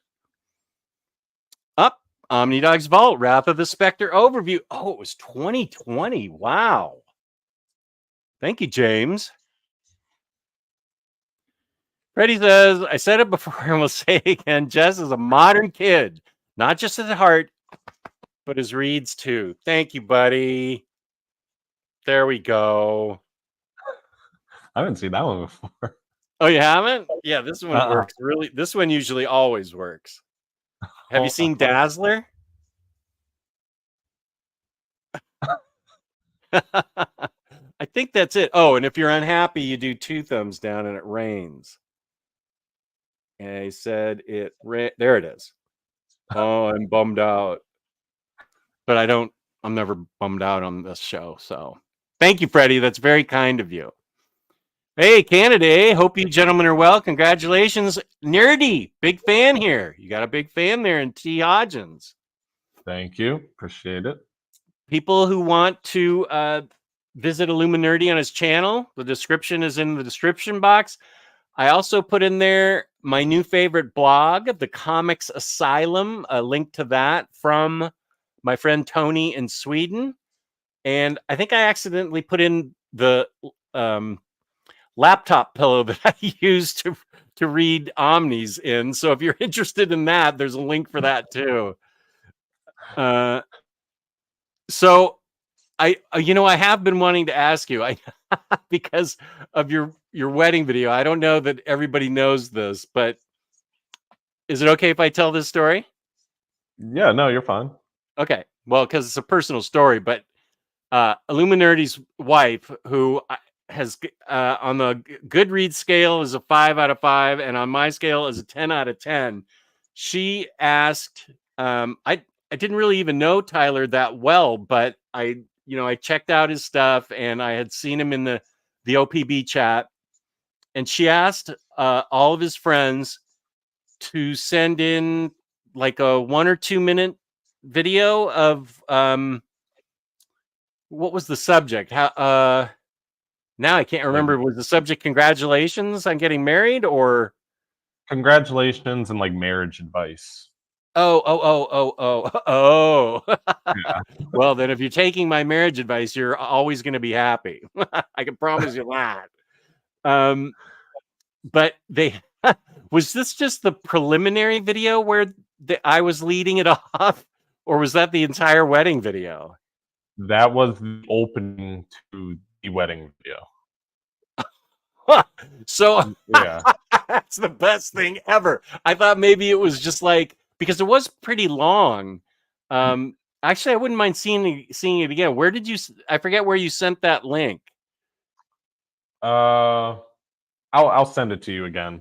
Okay. I would have to go through my links and stuff. Yeah. If you could send it to me, I think it's great because because there's this lovely wedding and tons of great pictures and stuff. And my video is the one that opens the thing up, and just not the whole video, just the first like 10 seconds, where I said something like, Illuminerdy, it always makes me happy when a nerd finds a mate. Is that about right? That opened the video. That was one of the greatest things of my life. I'm in your wedding video. Yeah, you are. Yep. And your wife was so lovely, got you the Illuminerdy sign, got everybody to send in all those videos and stuff. Yep. Great. That is so great. Yeah, still to this day, Aerosmith? the best thing ever I've ever received. She is, or my video was? What did you just I missed the first part. The video, just in general, that was like the best gift I've ever gotten. It was so awesome to see all your friends edited together. Yeah, it was so like creative. I would have never thought of that in a million years. So really cool. Good choice, dude. Very good. Very good. My first Omni was all new Wolverine. Oh, it was a gift from your ex. All new Wolverine's awesome though. Your ex had good taste. Amazing Spider-Man Omnibus, Lionheart. Valzod's from South Carolina.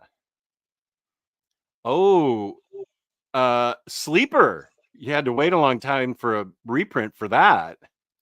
That's a good book. 53 viewers. Yeah, T. Hodgins, you get them to get going. Yeah, come on, give me a like. Give us a like. Hey, Crazed, how you doing? Good to see you and your puppy and your kitty. Do you guys collect original comic art? Mm, I have some, but I no. yeah, not I have a many. couple pieces. Actually, I still have the piece that I showed. I still haven't put it in my portfolio that I showed Bunk when he was on. Bunk's a big original art collector. This is the one I have, Milk and Cheese, from That's from Evan awesome. Dorkin. It cost me $20 back in 1993. Have you ever That's read so Milk and Cheese? no, but I know about milk and cheese. Yeah. Yeah. What a deal this was. Yeah, I think I have one from Kevin McGuire. I think that's Okay. my main one that I keep out in like my basement area is that one. Yeah, I don't have room for all the stuff. Well, I have a lot of prints, but I think I really only have two or three pieces of original. Maybe just two, and this is one of them, and it costs $20. So you can see I'm not a big spender. Yeah. Aerosmith.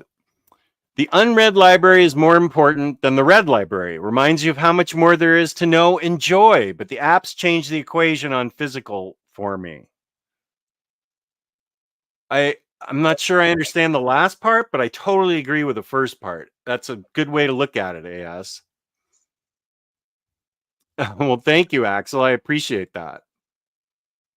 Oh no.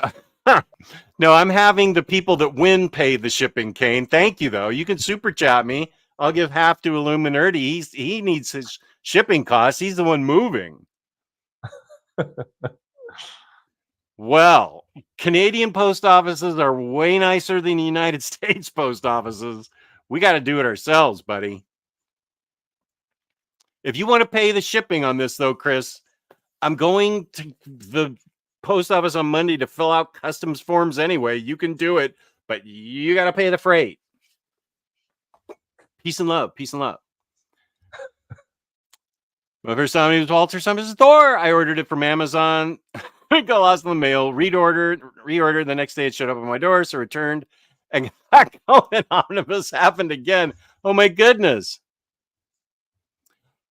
Omni Nation, what up, dude? As a huge fan of your Crime Corner show, I'm surprised, Jess, that you haven't read Where the Body Was. Pause. Yeah. No, you're right. I suck. That's fair.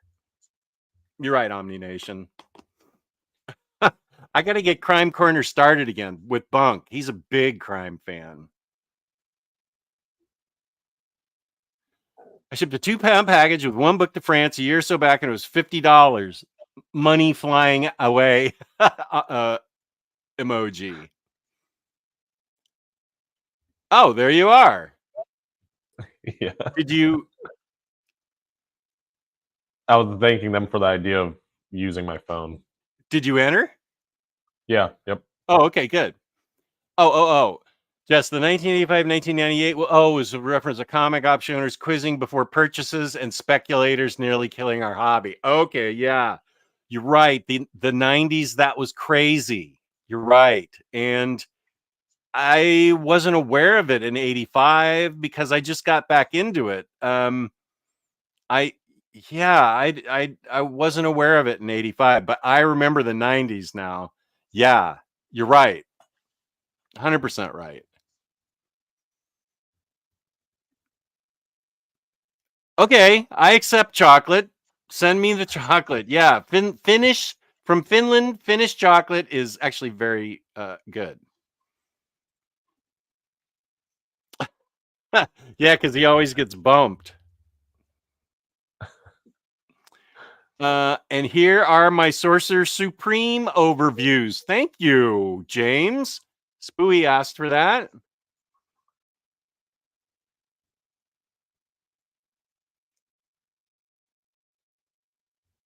Okay, what?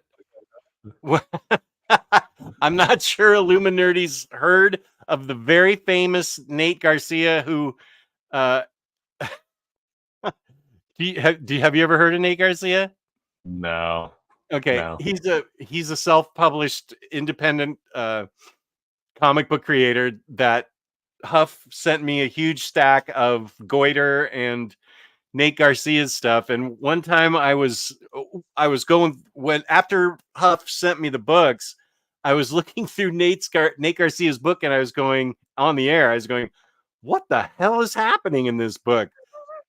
Huff sent that to Nate Garcia, and Nate Garcia puts it in his Instagram a lot, or at least a few times, because I think he tagged me, or maybe Huff tagged me, and I wrote Nate and I said, thanks for being a good sport. I am going to read that. That's one of my goals this year, is to read all the stuff that Huff sent me. And this is coming from a married man. Yeah, don't listen to Huff. One of the music artists I did listen to in the mid 2000s was Mandy Moore. I loved your song "Cry" from the film A Walk to Remember. First female celebrity I had a big crush on. That movie got played over and over and over in my house due to junior level management and upper level management. They both loved that movie. Yep, movie too.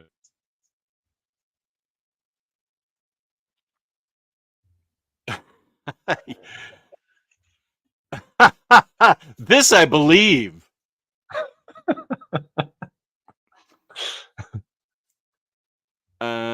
Always wanted to read Milk and Cheese. Yes, it's great. This isn't that bad of an idea, actually. I will tell you, one of the keys to a successful marriage is separate bathrooms. Yep. In the house you're building now, separate bathrooms, and do whatever she says. Those two pieces of advice, you'll be married the rest of your life. 50, 80, 90 years, whatever. Just do whatever she says. It's much easier that way. First on me, pretty recent, Kane. Spidey 2099. That book sold out pretty fast. The second is Batman Adventures.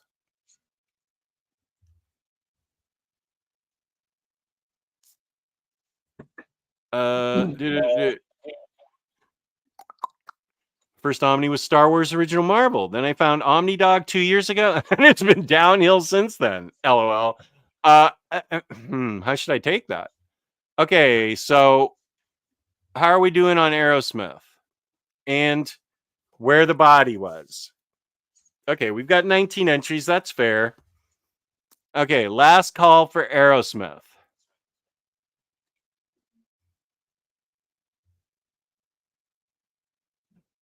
Yeah, I sent the Fraction Hawkeye trade I told you about to my girlfriend, and it was pretty easy. Pretty easy. That's your ex-girlfriend? Oh, wait. Oh, this is with the post office. Okay.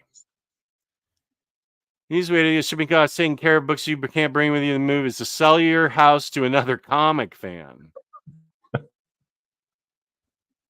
Oh, yeah. Okay, I will, Freddie.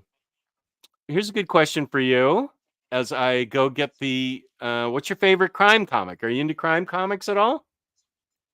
A little bit. I'm more superheroes, but my favorite is probably Black Sad, which I did have out, but I guess I packed it. Black Sad, that great. one, yeah, really good. But I need to get more into them. Does Gotham Central count? Oh yeah, absolutely. Gotham And you Central, just read Pulp too. Yeah, I mean, I guess that is a crime comic because of everything that takes place. I think it is. I think we reviewed it on Crime Corner. I think the minister and I did. I feel like maybe I need to reread it. I thought it was a crime comic. Maybe I'm wrong. Well, I'm not like adversed in crime. I just always think if there's like no detective trying to solve crimes, then it's not a crime book, which is probably totally wrong. Oh, well, I mean, does crime happen in Pulp? Yes. Okay, crime comic. Okay. It's an easy one. Oh, you think so? Wow. I better. It stayed in the same envelope since 1993. I found it once we finally packed up and moved out. Do you have any overviews for any Daredevil omnis? I want to get the Wade run, but I'm not too sure. That's a good question. Daredevil. I did one for volume 2, but that's Silver Age. So I don't think you'd be into that. And my Mark Waid is an oversized hardcover. I don't think I've done any Daredevil overviews besides like the Silver Age one, which I will be giving away at some point. Yeah, no, I don't think I have. The answer is you should get the Wade run. You can just jump right into it and read it, and it's great. Illuminerdy agrees. Nice. Well, there we go. Illuminerdy agrees, so we'll get we'll get that. Okay, good. Yeah, no cool effect over here. It's just good having you. Okay, let's draw for Aerosmith. Whoop. Share. 19.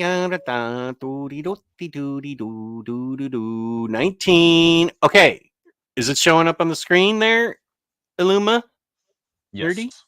Okay, let's go.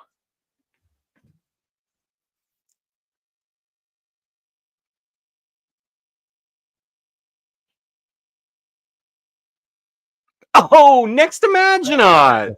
I didn't even see you in the chat. Congratulations. I'm glad you won something. Next Imaginaut, longtime fan or viewer or whatever. Next Imaginaut, congratulations. I thought it was going to be James there for a split second. He popped in twice there. I know, that's got to give you a kind of a heart clutch. I had an issue of milk and cheese in the 90s. I had some milk and cheese in general earlier. Okay, I know what you're saying. If you want to be happy for the... Was that Groucho Marx or something? Okay, let me get down to the congratulations. Okay, good. Congrats. Where are you? Here's the congrats. See, the chat's so nice. Bunk, you should have entered. You probably already have these books. Yeah. Congrats. James, next. Yep. Congrats, Batmanda. Congrats, Larry. Congrats, Noir Wolf. Everybody congratulating, but where is... He actually stole Omar's. That's Omar with my mask on when he visited me. Congrats. Oh, here's Next Imaginaut. I'll be damned. Thank you, and I look forward to reading it. You're getting actually 2 books. You're getting Where the Body Was and Aerosmith. 2 fine books, except I haven't read this yet, but I'm going to. So, good job, Next Imaginaut. Always happy to have you here. You can send your mailing address to me at this email account. And all I ask is that you pay the small shipping for it. This won't be much at all, like $6, I bet. And you get 2 free books, and you'll be able to participate in Reading Club, reading this fabulous book. And I'll learn Next Imaginaut's real name, unless you just put Next Imaginaut or something. But yeah, congrats, Next Imaginaut. And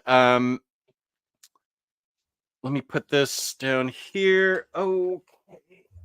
You know what? And next, in your email, because I forgot to write it down, put what you won.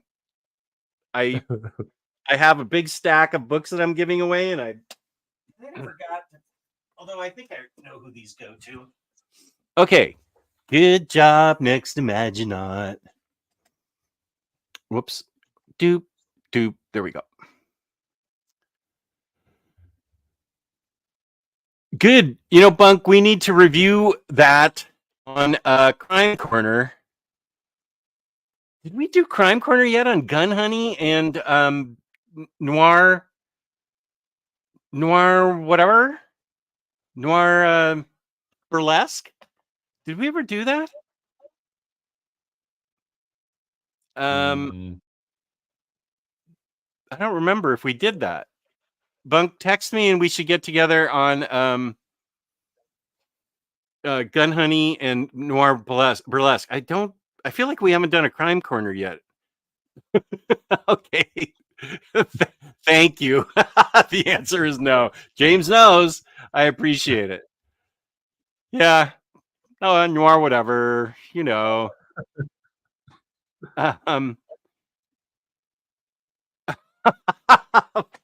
Okay. Text me and we'll do it like on a Sunday or something, or during the week, or whatever works for your schedule. Let's get Crime Corner back up and going, buddy. Larry liked them both. I liked Night Fever. I thought it was good. It felt maybe like Brubaker Light, but I mean Brubaker Light is still pretty darn good. I love Gun Honey. Burlesque I have not read yet. IST does not have it, so I'll have to pay almost cover. What up, Jesse? Say what? Labruski, you can ask me in the Discord, which James will put up in a minute. Less than a minute. I bet by the time I finish saying this, James will have already put up the Discord address. I am selling some stuff. I don't know if it's going to be your jam, but it might be. Do you have Preacher? I'm selling all 5 volumes of Preacher since I upgraded to the Omnis.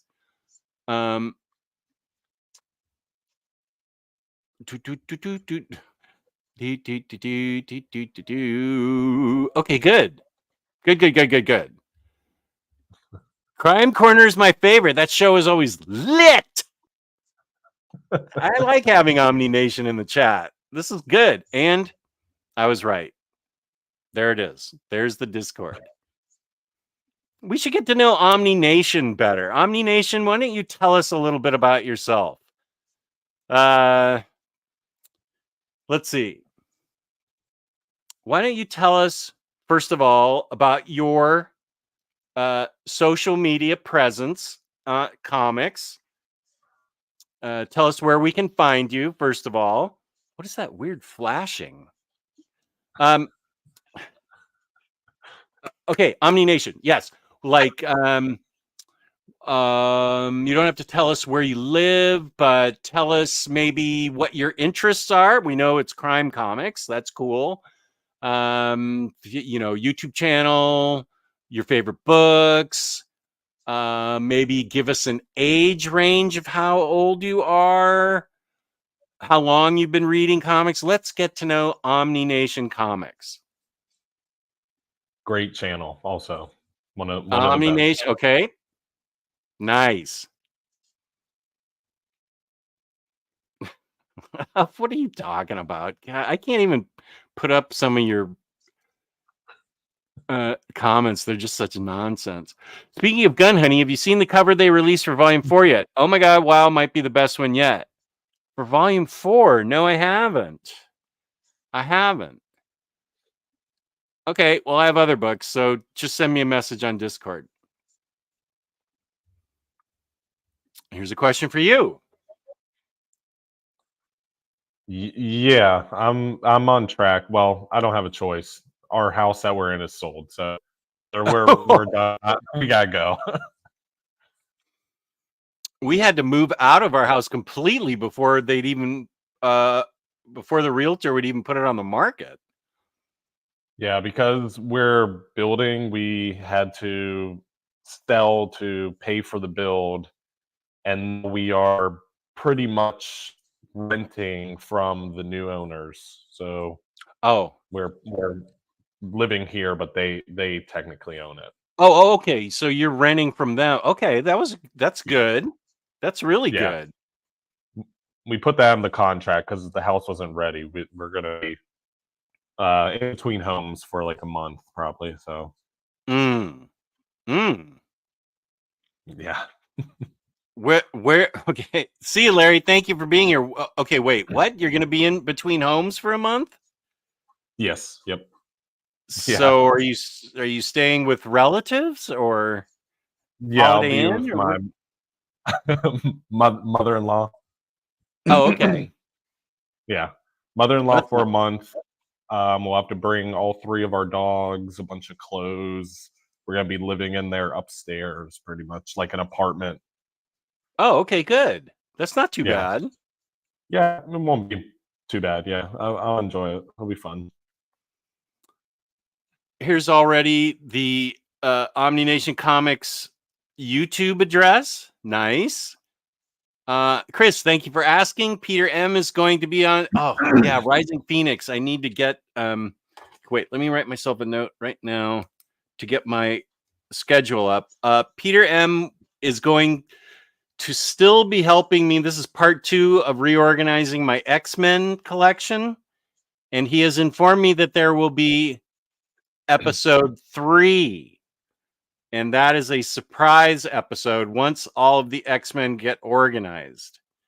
I will tell you that while Peter is a great guy, episode 3 is part of Dark Peter's idea. Dark Crisis's idea.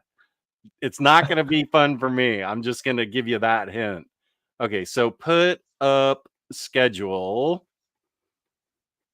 That's a good idea. Yes, my X-Men comics. OmniNation makes every chat better. Day is the best. Day's laugh is infectious. OmniNation Twitter. If you haven't seen OmniNation talk about injustice, you have never known the pure joy of being a comics fan. Yes. Yep. I need to get the recent Heat Seeker trade. I think that's the Gun Honey new trade, right? No, he's already got a place. We don't have room. One of the best things with Preacher was the letter pages where Garth Ennis was the one answering them. I forgot about that. Yeah, that's episode 3. Need to travel for work tomorrow, so going to call it a night. AS, thank you for being here. Appreciate it. He is great. Marvel should highly consider contacting him for helping map out Omnis, looking specifically at that awful House of M Omni.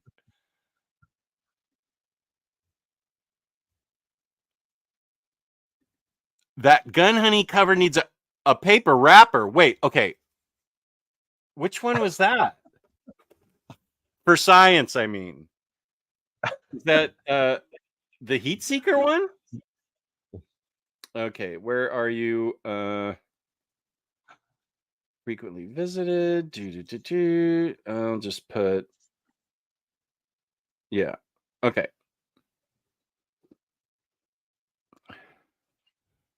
Oh, here's Crazed.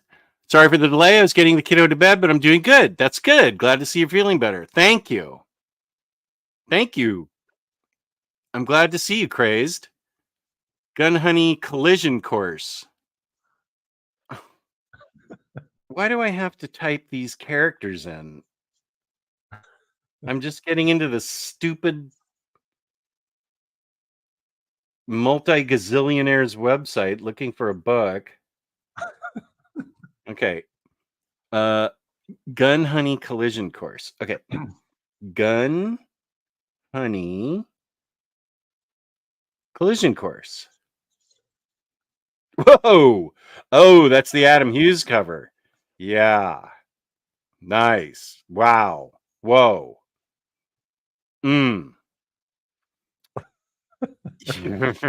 Oh, that okay. I see. That's not going to be released until that's okay.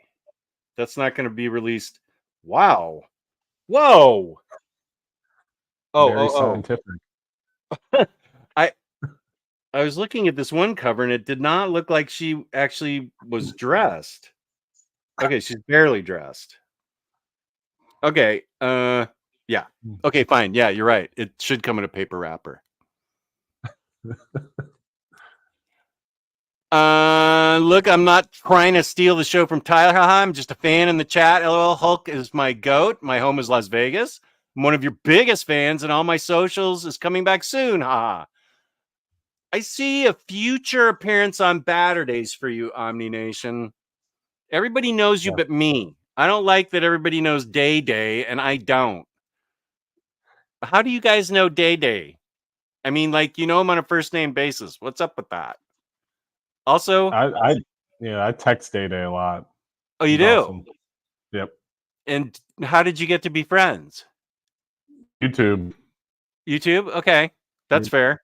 I mean, that's how you and I are texting. Yeah. Okay. Maybe when all your socials come back, you can come on here and we can talk about it.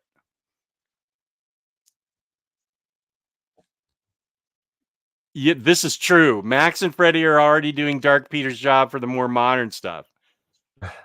Yeah, that actually is true.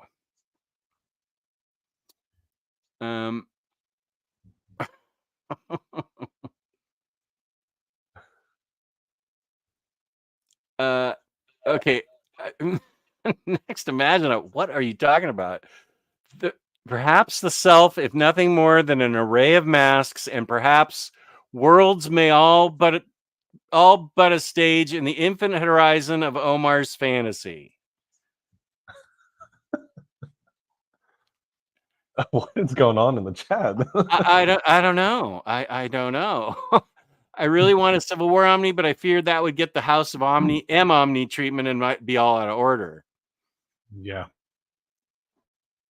And Tyler is my home skillet biscuit. Did you know that you're his home skillet biscuit? Yeah. We text a lot. Cool. That is cool. No, Illuminerdy is not crashing with you, Huff, especially if you're nearly naked. No one wants a nearly naked Huff.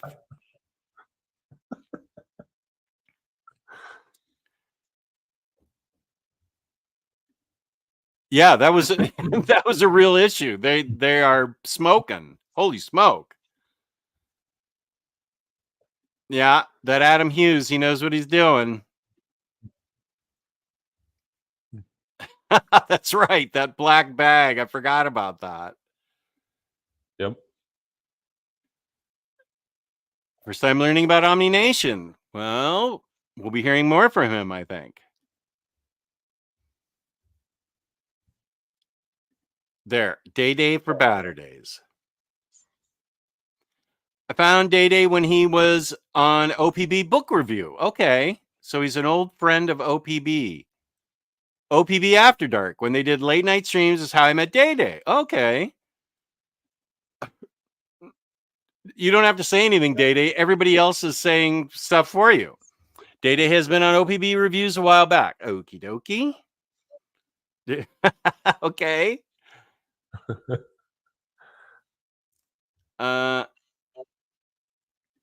Okay, cool. That'll be lit. Like this.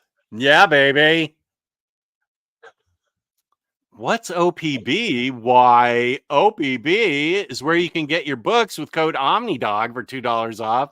5% off shipping 4 more books together. That adds up. Use code Omnidog SIT. Right on. No, it's organic price books. Come on, man. Let's see. I don't know. I could give away one more book. I do need to get these books out of here. How many people do we have in the chat? What's that? Do it. Okay, I'm going to have you choose what I give away. These are, well, I think they're Silver Age. These are Silver Age. Well, the Defenders is Bronze Age. I think I did a Defenders overview. So I have copies of Defenders Volume 2, Daredevil Volume 2, Defenders Volume 2, Avengers Volume 4. So you'd probably need, well, no, you wouldn't necessarily need to have the first one. I don't know how I ended up, this must have been a OPB friend of the show thing, because this thing's still sealed. These are both not sealed because I did overviews on them a long time ago. These have been sitting around way too long.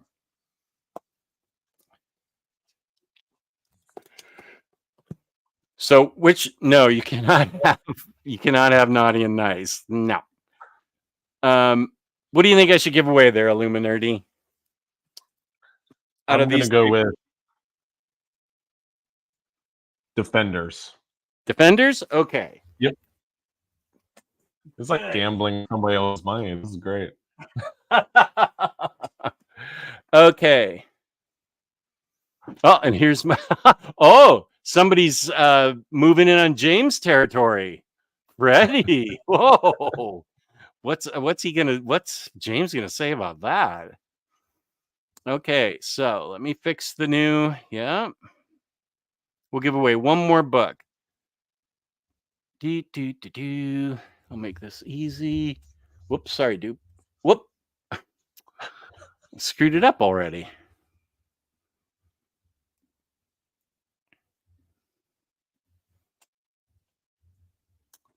Do.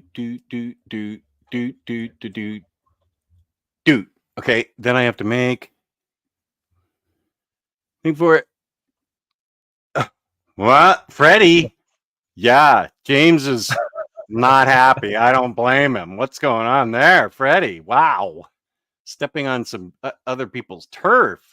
But thank you for putting that up. Wow. We have competition going. Thank you, Freddie, for putting those up. I'm going to let you deal with what you've done by yourself now. Okay, let me create this banner. Nope.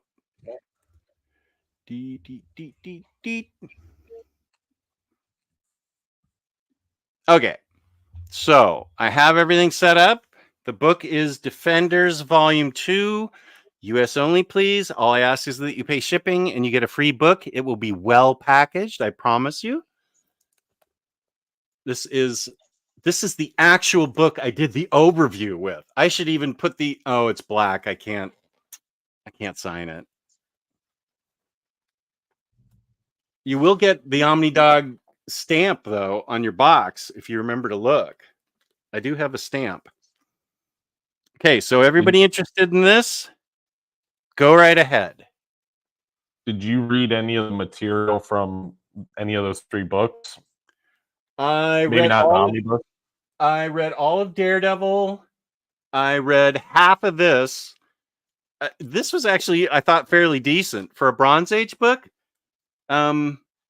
It's pretty crazy, but you know, it's got Doctor Strange. Well, Doctor Strange. Okay, wait. I don't even recognize some of these costumes. I forgot already. The art is actually really good. Yeah, Volume 1 was pretty good. I haven't read any of the stuff from Volume 2, but yeah, well, it is Steve Gerber, so we know that that's good. Doctor Strange, Nighthawk. Wait, who the hell's in this? Because I don't recognize some of the elf with a gun. Is that in this? Gerber also introduced the middle of the wait. Let me see, because I can't. I recognize Hulk, Luke Cage, Valkyrie, Doctor Strange. I don't recognize the 2 costumes. That is Nighthawk there to the right, or yeah, that's Nighthawk. Yeah. Okay, who are we looking at here? I have no clue. This also includes the first Guardians of the Galaxy. I forgot about that. Thing in Defender, the Thing in Doctor Strange.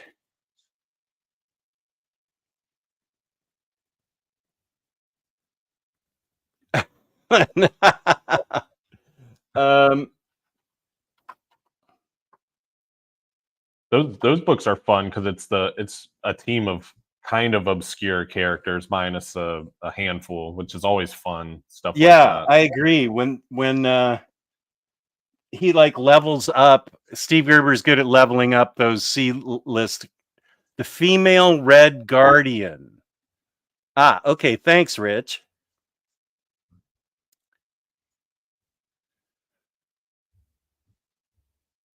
would not have known that. No, I mean, I read half of this and I forgot it, but and it's also Steve Gerber with Sal Buscema art. So that's pretty cool. This is actually a very pretty book.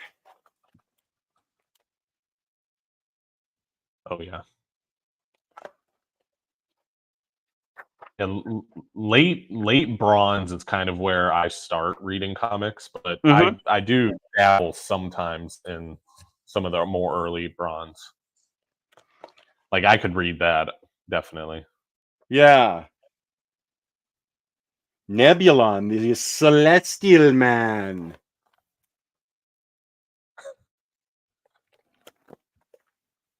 With the speech bubble on the cover. Love it. I know. I miss those days. Yep. Oh, letters pages too. And a speech bubble with an incredibly large Hulk. Yeah. It's like giant size. Wait a second. Wait, did you see this? This is crazy.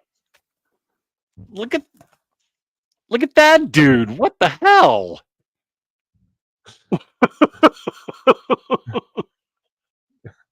Unicorn bug man. I don't know. Wait a minute. Maybe I shouldn't give this book away. What the? Bring back my body to me. Okay, Red Guardian comes in. Wow.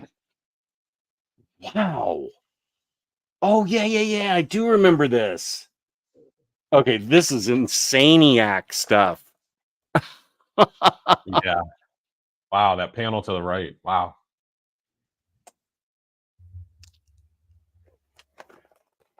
Good stuff. Yeah. Maybe I should enter. Okay, let's see. Do we have... Let me start collecting comments. Okay, we have 11 people. That's cool. I'll leave it open for a little bit. Probably... Lars, I can't send it to you. You're in Norway. It'd cost $80. Yeah. Seriously, if you win, I'm gonna give it to somebody else. Oh, here's a question for you. Did you ever check out Next Wave after your chat yelled at you for not liking Elsa Bloodstone? You don't like Elsa? I'm underexposed to Elsa. Oh, she's a badass. I love her. Yeah. Your chat yelled at you. They did. Yeah, they did. Bunk led that charge too. He formed a coup. You can't trust that guy. I don't know. Here's another question. Compliments. Yeah. How about some manga you think everyone should try to read? That's fine with me. If you have some manga recs. Yeah, for comic book lovers, Battle Angel Alita, I think that's a great transitional title there. Very, very comic booky with the action and the tone and the storytelling. Parasite is a good classical or more classic manga. They came out with a full colored edition if lack of color is an issue for you. Then if you are a fan of reading the comic book way, you can get Blade of the Immortal, which is printed in left to right format. Western style, yeah. Yeah, so same way reading a comic. There's elements of like Wolverine, Frank Miller Wolverine stuff because it's in Japan during samurais. You got a samurai that can heal from wounds. You know, a lot of comic book ideas, and the art's very similar to Jim Lee, very sketchy and scratchy, a lot of cross hatching and stuff like that. Those are my three recommendations I'll give. Nice. Jess is talking himself out of giving this book away. 50-50 Jess of Kings of Keeping Defenders. Yeah. Right? He says some nonsense like he doesn't like Marvel mystical characters. I don't. I stand by that.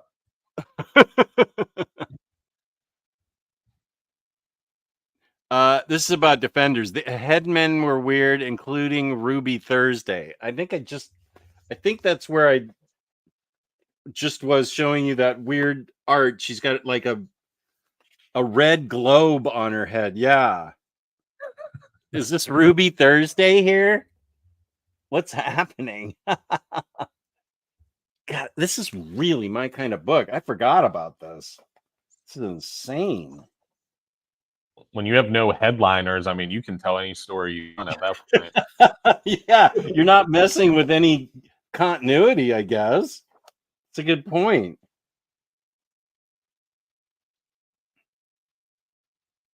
I feel like that's kind of where you see the actual creativity of the creators come out when they do have that freedom where they can just tell whatever story they want and no restraints, nothing holding them back. Yeah, good point. Defenders. Okay. Oh, what's next? Did he just like Valkyrie, Scarlet Witch, Magic? Don't even answer those questions. Don't I like don't Magic. answer. Okay, good. Whew, you can stay on.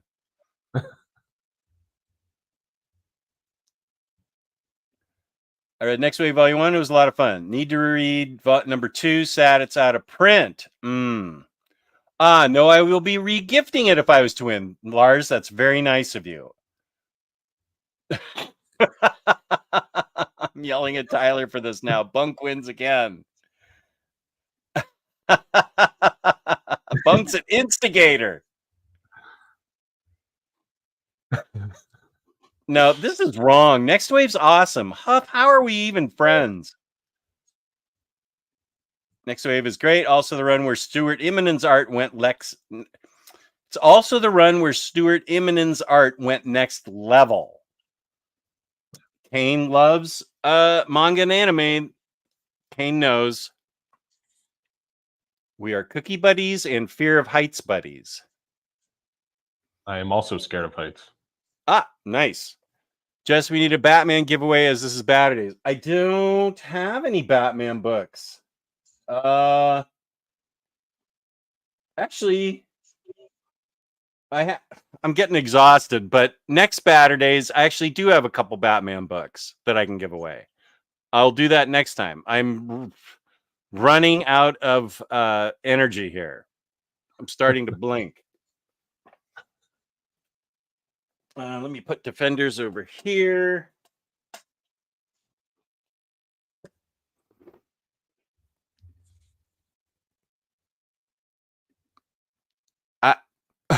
What?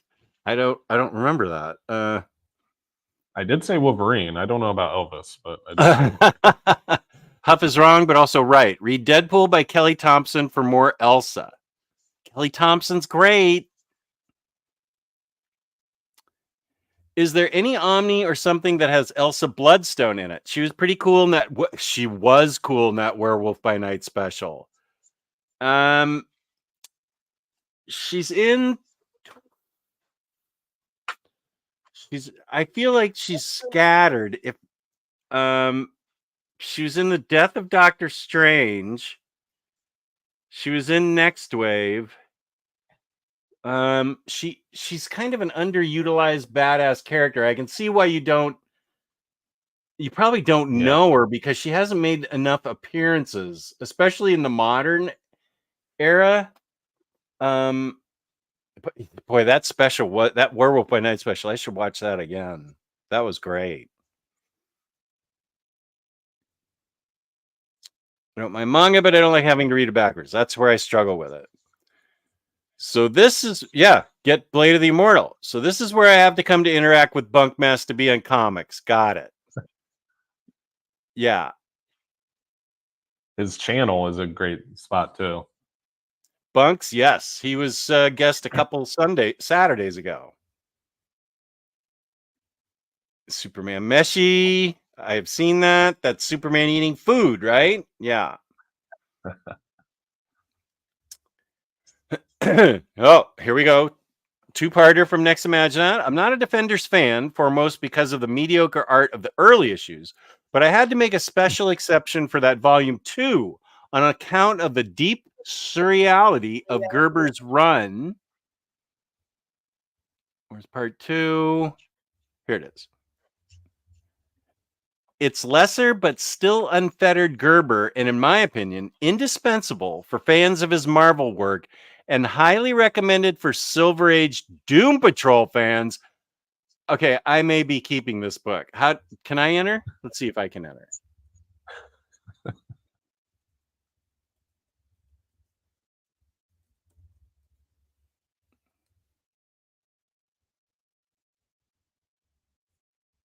Okay, I entered too. You talked me into it.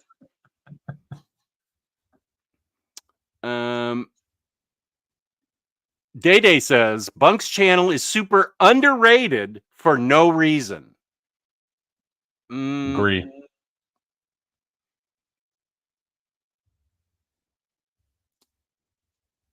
She's in Battle World Marvel. Oh yeah, Marvel Zombies, collected in Tyler's favorite Omni. Oh, Marvel Zombies. She's actually in wait, Battle World was actually, that was a good story. Battle World was after Secret Wars. That was one of the books I actually liked. He's starting a coup again. That was actually one of the one of the stories in the Omni that I didn't name that I really enjoyed. So he's forming a coup again right now. Okay, so that was in the most recent Marvel Zombies Omni? Marvel Zombies Returns. It's in the second Omni. Oh, that has to be terrible. Most of it's pretty bad, yeah. But I love the Battle World with her in it. But I also reviewed those back when they came out in like 2017. But yeah, I feel like, yeah, she's in, I feel like no, she's not in A-Force. Is she? Is she in A-Force? Let me look here. I'll be back. A-Force. No. Bunk, I'm gonna read it. I'm gonna read it, Bunk. Yeah, she is in A-Force. That's what you should read. A-Force is a good comic. You should read A-Force. I think I watched your video on that. That's like, it's a woman-led team or something like that. It's mostly female characters. Since I alphabetically organized recently, I know right where to go to get it. And it's spun out of Battle World and Warzone or whatever. Whatever those books were. What was it? Battle World, and it was the books after Secret Wars. Yeah, like tie-in stuff. Okay, so yeah, this is the Secret Wars book. Okay, wait. This is the Secret Wars book. Let me see if she's actually in this. Arcadia, She-Hulk, A-Force. Wait a sec. I know Elsa's in this. Singularity's in this. All right, wait a minute. Maybe I'm totally wrong. Singularity, She-Hulk, Captain Marvel, Dazzler, Medusa, and Nick. Okay, I'm all wrong. Why does my action figure set have freaking Elsa in it then? Thor Core, A-Force, Battle World, A-Force, blah, blah, blah, blah, blah. Sacred.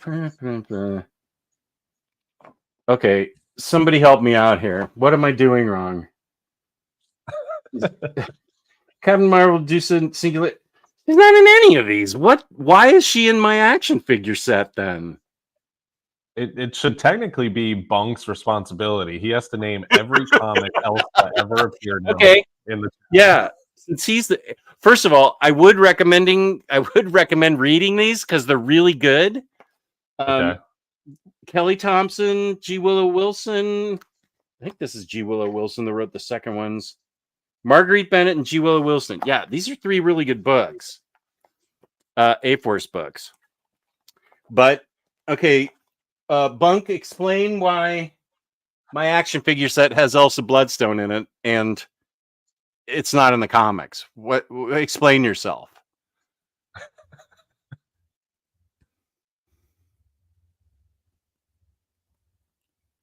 Oh, what is Illuminerdy's take on Harley Quinn? That I'm not going to share on here. Uh-oh.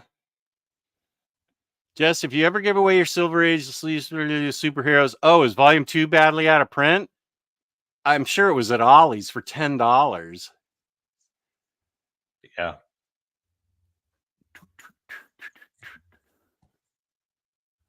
Okay, wait. Okay. King Deadpool, Marvel Zombies, Secret Wars, Monsters Unleashed by Bun. Is that a... Okay, wait. What question is that asking? Where was Chris? Okay, yeah, that's Elsa Bloodstone stuff. King Deadpool, Marvel Zombie Secret Wars, you already read, and Monsters Unleashed by Bun. Actually, I think I still need to get that. So these are the only titles she's appears in, and you guys are confused why I haven't heard that much about her.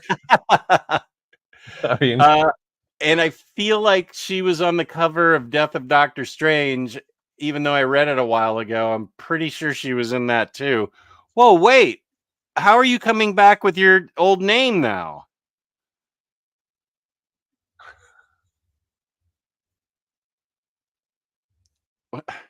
I think they do, but I don't know when it is. It's this month though. I'm scheduled to be on twice this month on Very Fine Condition. Alejandro, welcome. Already has the Defenders. Also, Fearless Defenders, last bit of A-Force, and a little bit in Jessica Jones' Blind Spot. Fearless Defenders. Okay, I better write that down because I don't have Fearless Defenders, I don't think. Or maybe I do, and I just haven't read it. Yeah, she's just in bits and pieces. yeah. Right now, I'm mainly recollecting all the stuff I had in single issues, so I haven't really branched out to newer stuff that I don't know if I like yet. So all that new stuff that I can read that has Elsa, I'll get to it. You just gotta give me time. I gotta work into it. Next Wave is unfortunately out of print, but I think that's her most solid appearance because she's all over the place in it. Yeah, I'll check it out on Hoopla once I move and get a library card and everything like that. Okay, good. No, I do not. Sorry, we need you on Monday. We can't have Spanish class on hiatus. If I don't get sick, I will be there Monday.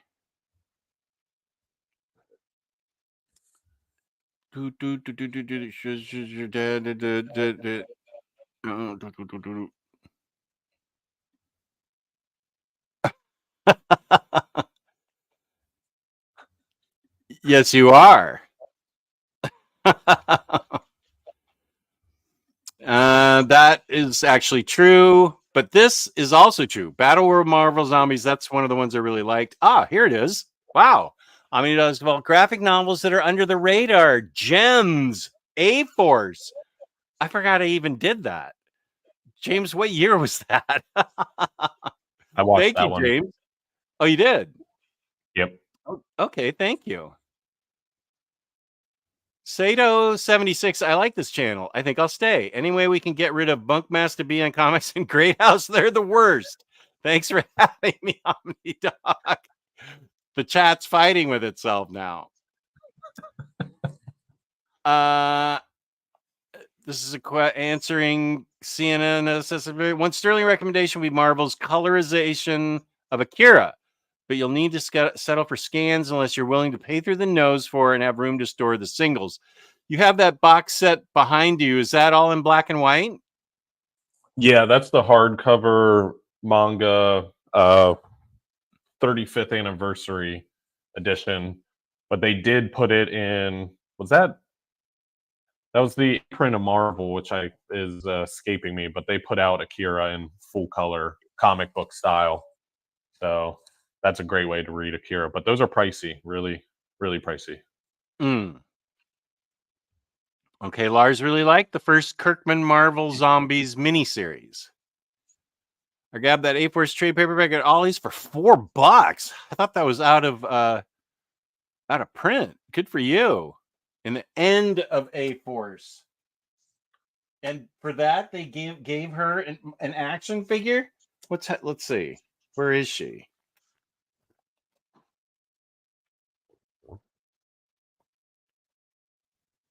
I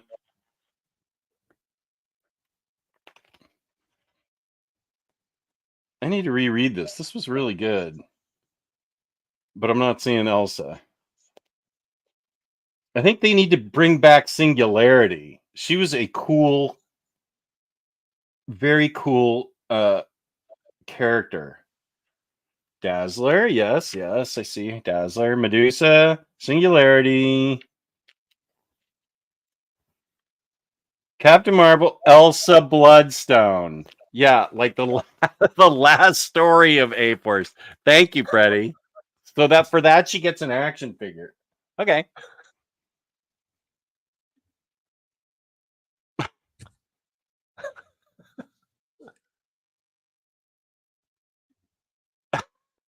Actually, speaking of that, do we have enough people to give away this book? Okay, 17 people want Defenders. That's good.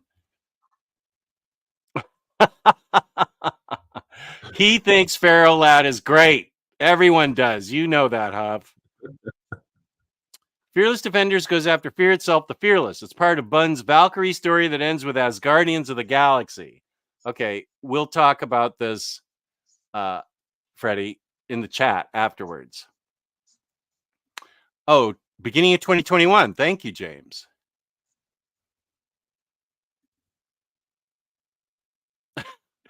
Yeah, I don't know what's happening, Kane. The chat's getting feisty. It's getting late at night. It's bunk. It's always bunk. Okay, so let me share the screen.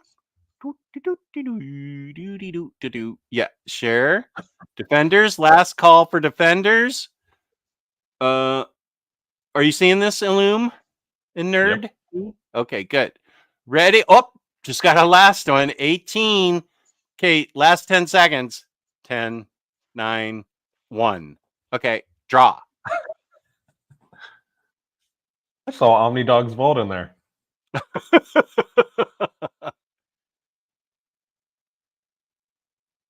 Spooey!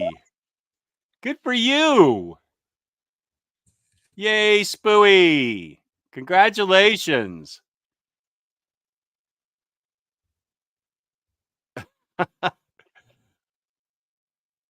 Yeah, something's happening here. New Spooey, congrats! See, now the channel's back to normal. Congrats. There we go. A lot better. Okay, News. Send me. Wait, let me take this off. New Spooey one. Damn it, I didn't win. I really wanted that bug. Wait, what am I looking for? Oh yeah, my email address. Spooey, send me your name and address to this email. And for the small fee of shipping, if you don't mind, it'll probably be $6 to $8. You will get a brand spanking new copy of this great book that I wanted. Why did I give it away? I don't know. It was a mistake. Mistakes were made. I chose it. That was kind of my fault also. No, I could have looked through it and said, pick a different one, but yes, it comes with a special side of envy. Oh, and Prime was the former winner a little bit ago. I sent Prime a book. Thank you for tuning in. Oh, okay, this is the second omnibus I won from you. I should pay you to send it to Illuminerdy. Whatever you want to do, it'll be packed up and sent to his new address. He doesn't want to have to pack it up. I know that. You keep it, News. That's yours. You deserve it. Congrats. Congrats. Woot. Spooey been on a roll. Congrats. Spooey. Nice.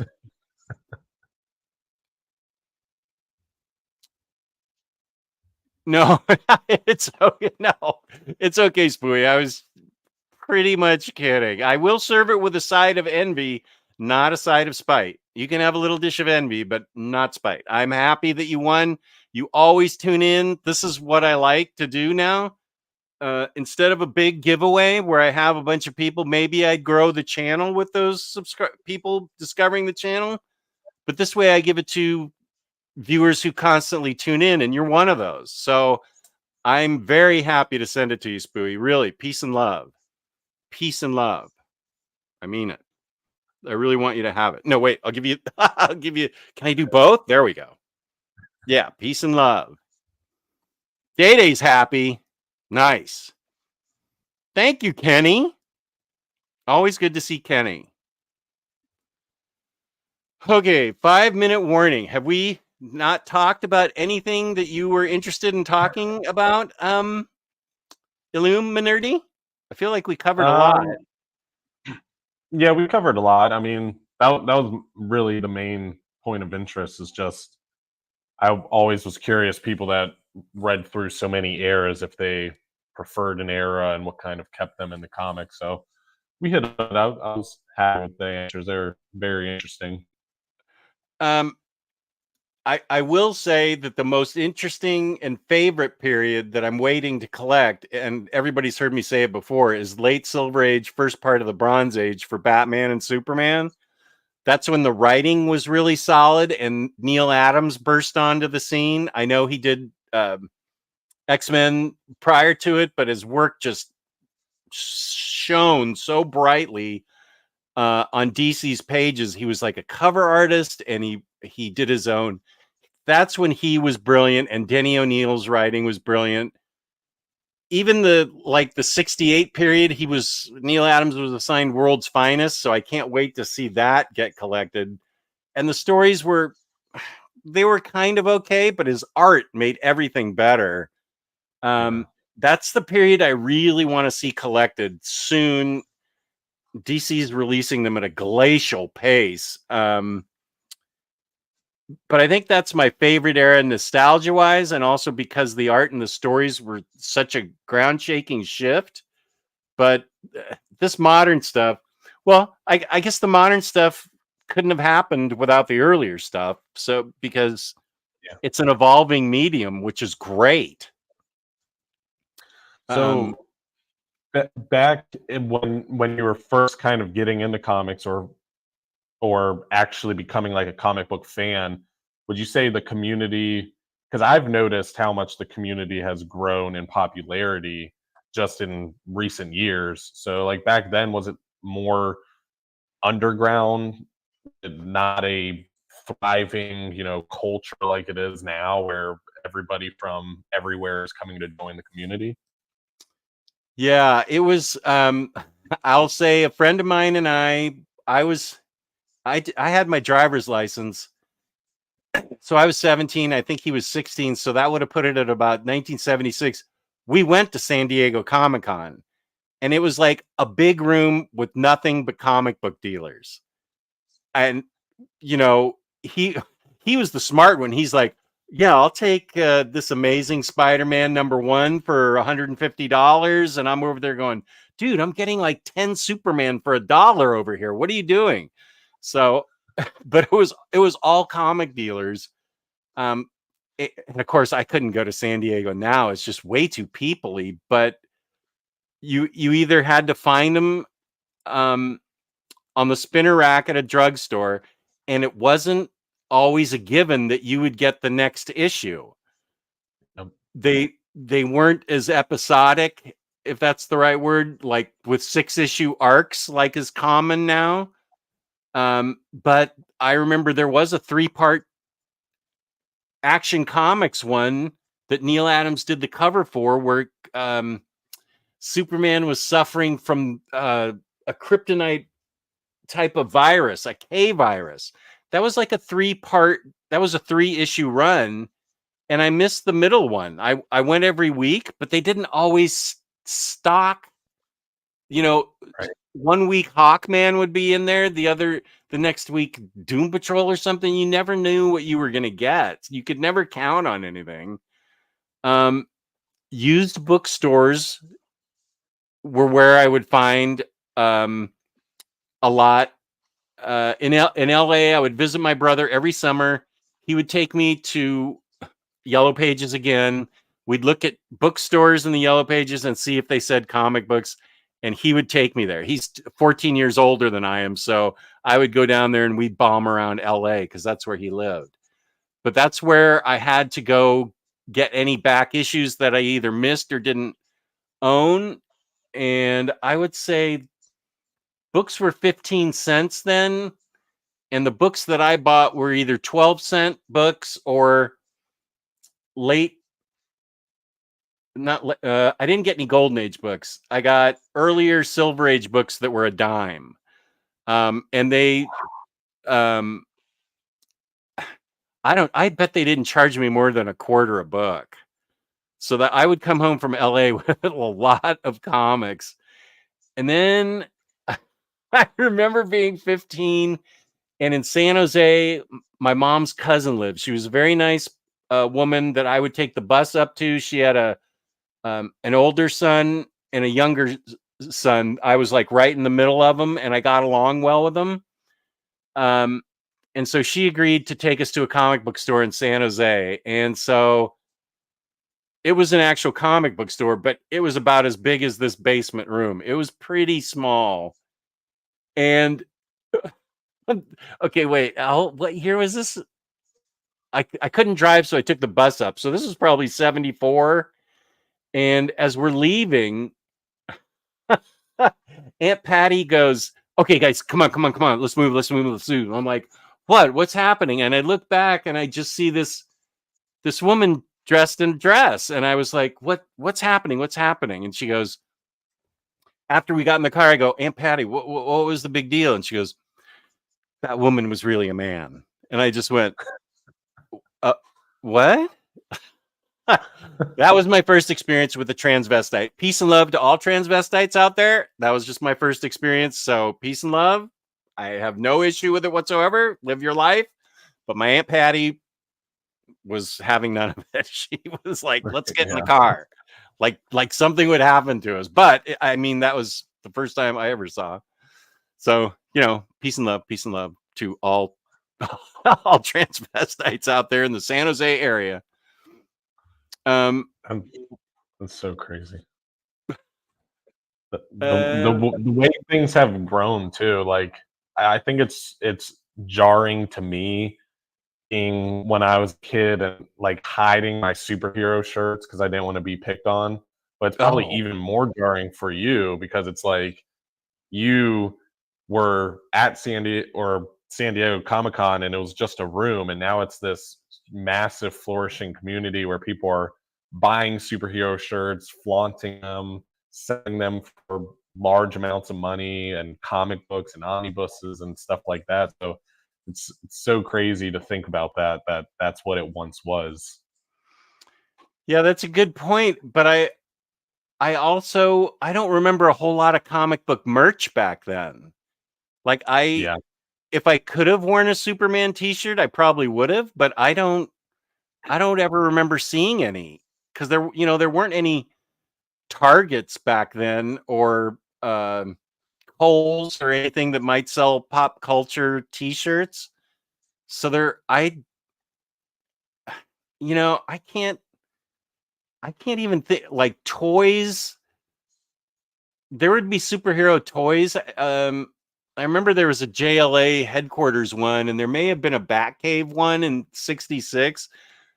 But Batman was cool. Batman made superhero comic books really cool right when that Batman '66 show. It was really cool for a while, and then Star Trek was on, and so I don't remember getting picked on because I was a nerd.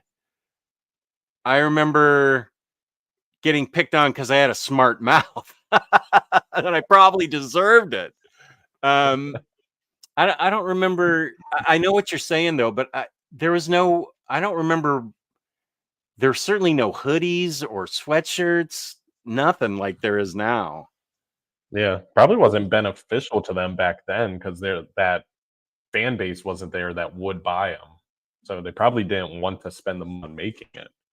Yeah, that's a good point. And I will say, when I went to in the 90s, when there started to be local comic book shows, I wouldn't call them cons. They were big. Well, I remember Neil Gaiman was signing at one of them back when Sandman first came out. So that was probably around 89. But they were like the local Holiday Inn, the convention room.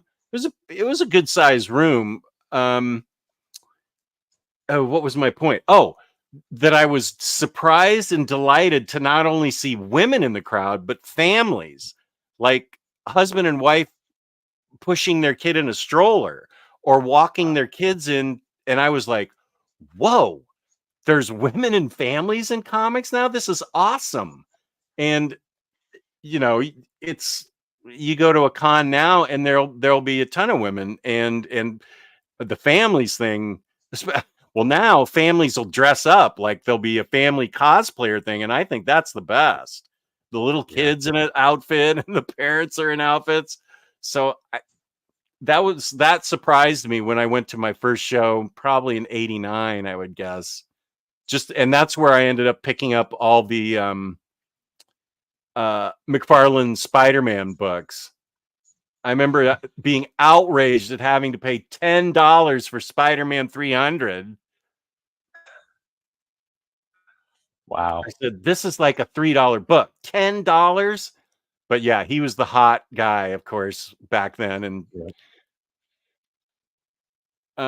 wait, okay, I missed some comments. So tell us your most recent purchase, Tyler. Tell us a character you want to push on us. Yeah. Like, what's your black cat? Oh, geez. I'm way too mainstream. I don't have anybody like underground that nobody isn't reading, but the characters I would push Yeah, would like I'm be pushing Black Cat. Who would Yeah, you I mean, push? What I would book would you push like? Captain America, Superman. I know the fans are out there, but I see more people not be fans of them because they are Boy Scout characters. But I feel like there's so much to take away from both of them, Any especially particular when it's the writers on morale. those books? Mark Waid's my favorite writer on Captain America. Um, Jeff Johns was probably my favorite writer on Superman when he had the Secret Origin and the Legion story, uh, Brainiac, everything like that. Yeah. Or John Byrne also, and Death and Return. I mean, I like a lot of Superman comics and Captain America comics, but the Wade Captain America comic is one that I've been championing since I started my YouTube channel, just trying to get able to read it because there's so much to take away from that book. It is so crazy, especially if you read underneath, the actual plot and storyline that's happening. Okay, I just got done with X Factor 2 and I'm going to Ecstatics after that. Would you suggest because I own Captain America by Wade and he's one of my favorite writers, do you think I should read that next? Yeah, I mean, I think it's time to read it at all points. It is post Heroes Return though, so just I know that era is a little hit or miss with people, so just be aware of Heroes that. Return. Yeah, Uh after Freddie, do I have Onslaught. Heroes Return? I think I have Heroes Return Omnibus. Is that different than the Heroes Reborn? Yeah, yep. Which happened first? It goes Onslaught, Heroes Reborn, which is when they're at Jim Lee and Rob Liefeld take some of the Marvel characters, and then Heroes Return or Heroes Reborn, Heroes Return, whatever the proper name of it is. That's when they come back to Marvel, and then that's where all the titles got Heroes Return ongoing, which was like 97, 98, something like that, somewhere around there. Okay. Do I need to read Heroes Return before I read Captain America, or can I just jump right in? I think you can jump right in as long as you're aware that they are returning from something. That's all you really need to know. Okay, good. I've been wanting a reason to read that Omni. Excellent. Yeah. That's an omnibus you want made, but are blaming Omar for it not happening.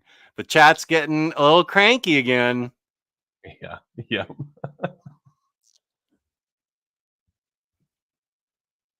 I don't know if that was that to me or to you.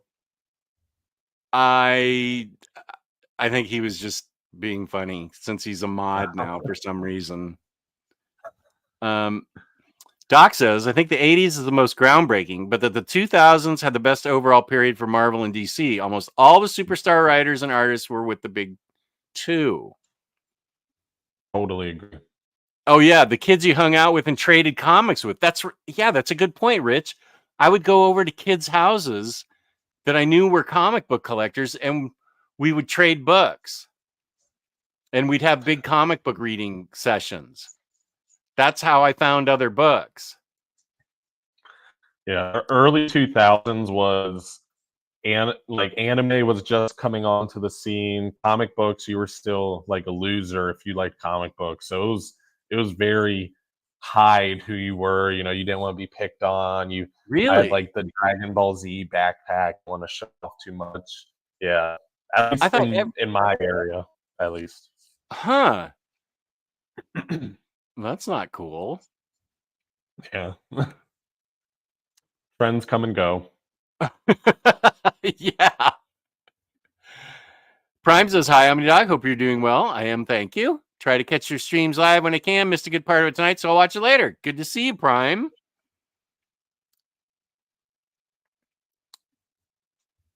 Being a 76 model, I grew up in the 80s stuff, but 2000s really drew me in, especially Jeff Johns. Yep. The community is the best part of these live streams. If weekly show schedules were posted in advance, that would be helpful. Many times I just stumble across these randomly, even though I'm subscribed. That always bothers me. And you've hit the little bell to be notified. I really hate that. You really should be notified. That really makes me unhappy. But I will try and get better at posting. I will definitely post a monthly schedule tomorrow morning. Or maybe later tonight. I don't know.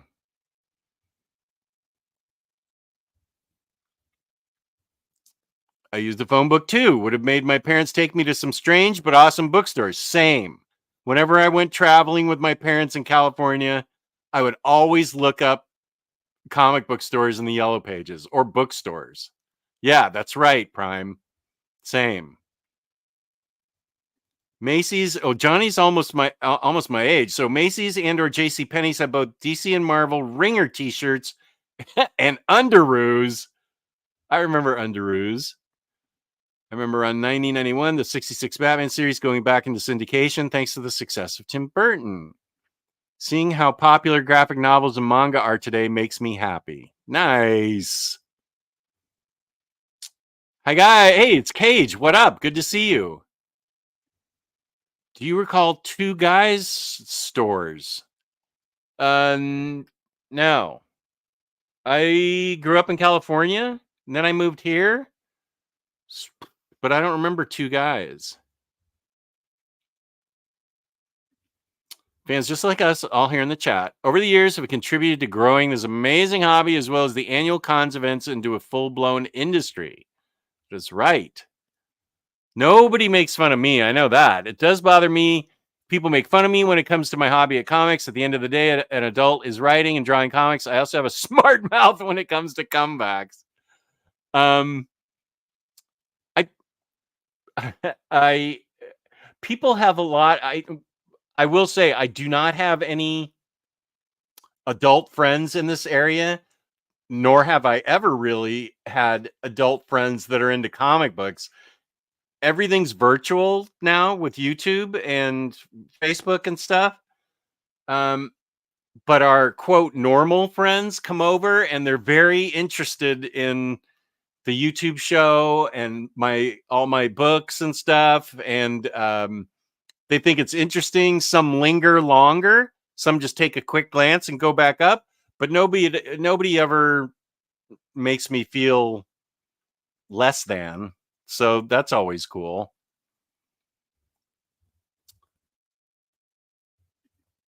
Mark Arnwell, Captain America. Oh wait, your mic is muted.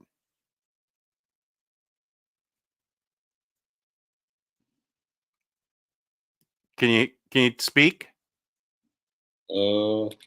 Yeah, we can hear you now. It got muted for a sec. Mic died. Oh, okay. Well, I'm getting saying, like, even normal people, because of it being so popular in pop culture, know these things now, which is crazy also to think about that. Yeah, that's true. Huge Steve Rogers fan. Look what Brubaker did with the more PTSD. Look at him in his run. That run is fantastic. That's my fave Captain America run until I read that Wade Captain America. No pressure. Captain America by Wade is pre and post Heroes Reborn. Yes. You may have kept Heroes Return. I'm not sure. Haven't seen it in the new basement. No, this is a book. This is a book you told me that people didn't like, but that you and I were going to get, Freddie. It's a kind of thin omnibus. I feel like it's called Heroes Reborn. It's Heroes Reborn: The Return, if I'm remembering correctly. Okay, this was a more recent book. This was in the past year. With I know what you're talking about, with Squadron Supreme in it. Okay. Are they? Yeah. It's a recent book. Yeah, it's an orange cover. Yeah, exactly. Okay, so that's not what you're talking about at all. No. Okay.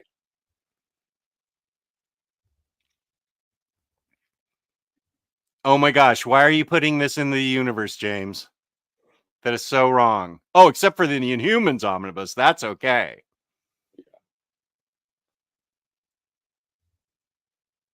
Oh no library had comic books or graphic novels. No way.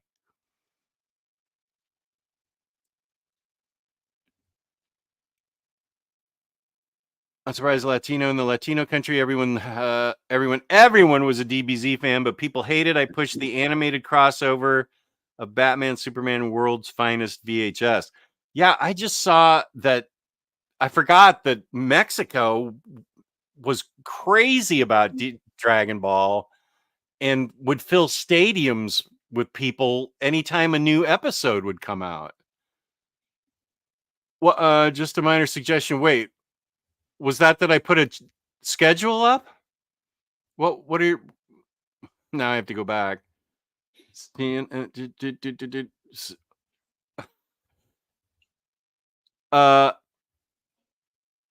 Oh, weekly. So yeah, no problem. No, CNN, everything's fine. That's a good suggestion. No worries. Yeah, it's getting late for me too, Kane. I think we need to call it a night. Illuminerdy has been great. It's been great having you on. Let's see if your the link for your channel is down below in the description box. I'm sure that James will have it back up. Oh, that was the Heroes Reborn Omni Image, folks. Heroes Reborn: The Return, and recent Heroes Reborn from Jason Aaron. That's the one I have. There we go. Yep. And there it is. I knew James would come through. That That fake James Freddy didn't come through, so the real James came through. Illuminerdy. You can find him in his fine channel right there. And I will not be on tomorrow. Hopefully I don't get sick, and I'll be on Omnibros Monday and Wednesday, and then I will put up a schedule. Thank you, chat. Everything was great. Oh, Omnidog's Vault Discord. There is your chance to join, Illuminerdy. You can email me tonight, and I'll get it by tomorrow. Totally not late. There's Illuminerdy again. Good night, Mary. Good night, Day Day. Yeah, go ahead and email me tonight, News. It's cool.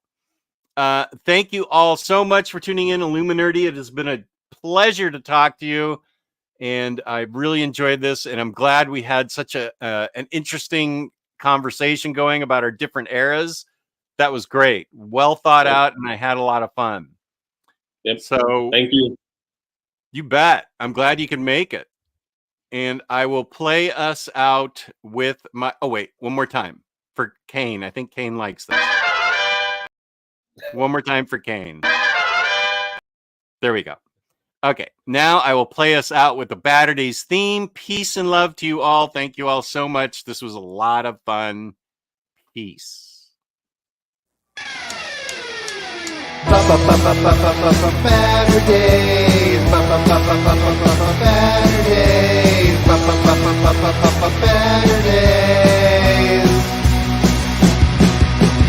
Omnidog and the Minister of Comics talk forever, get right your ergonomics. Taking questions from the chat with a name like that, you think they talk more about the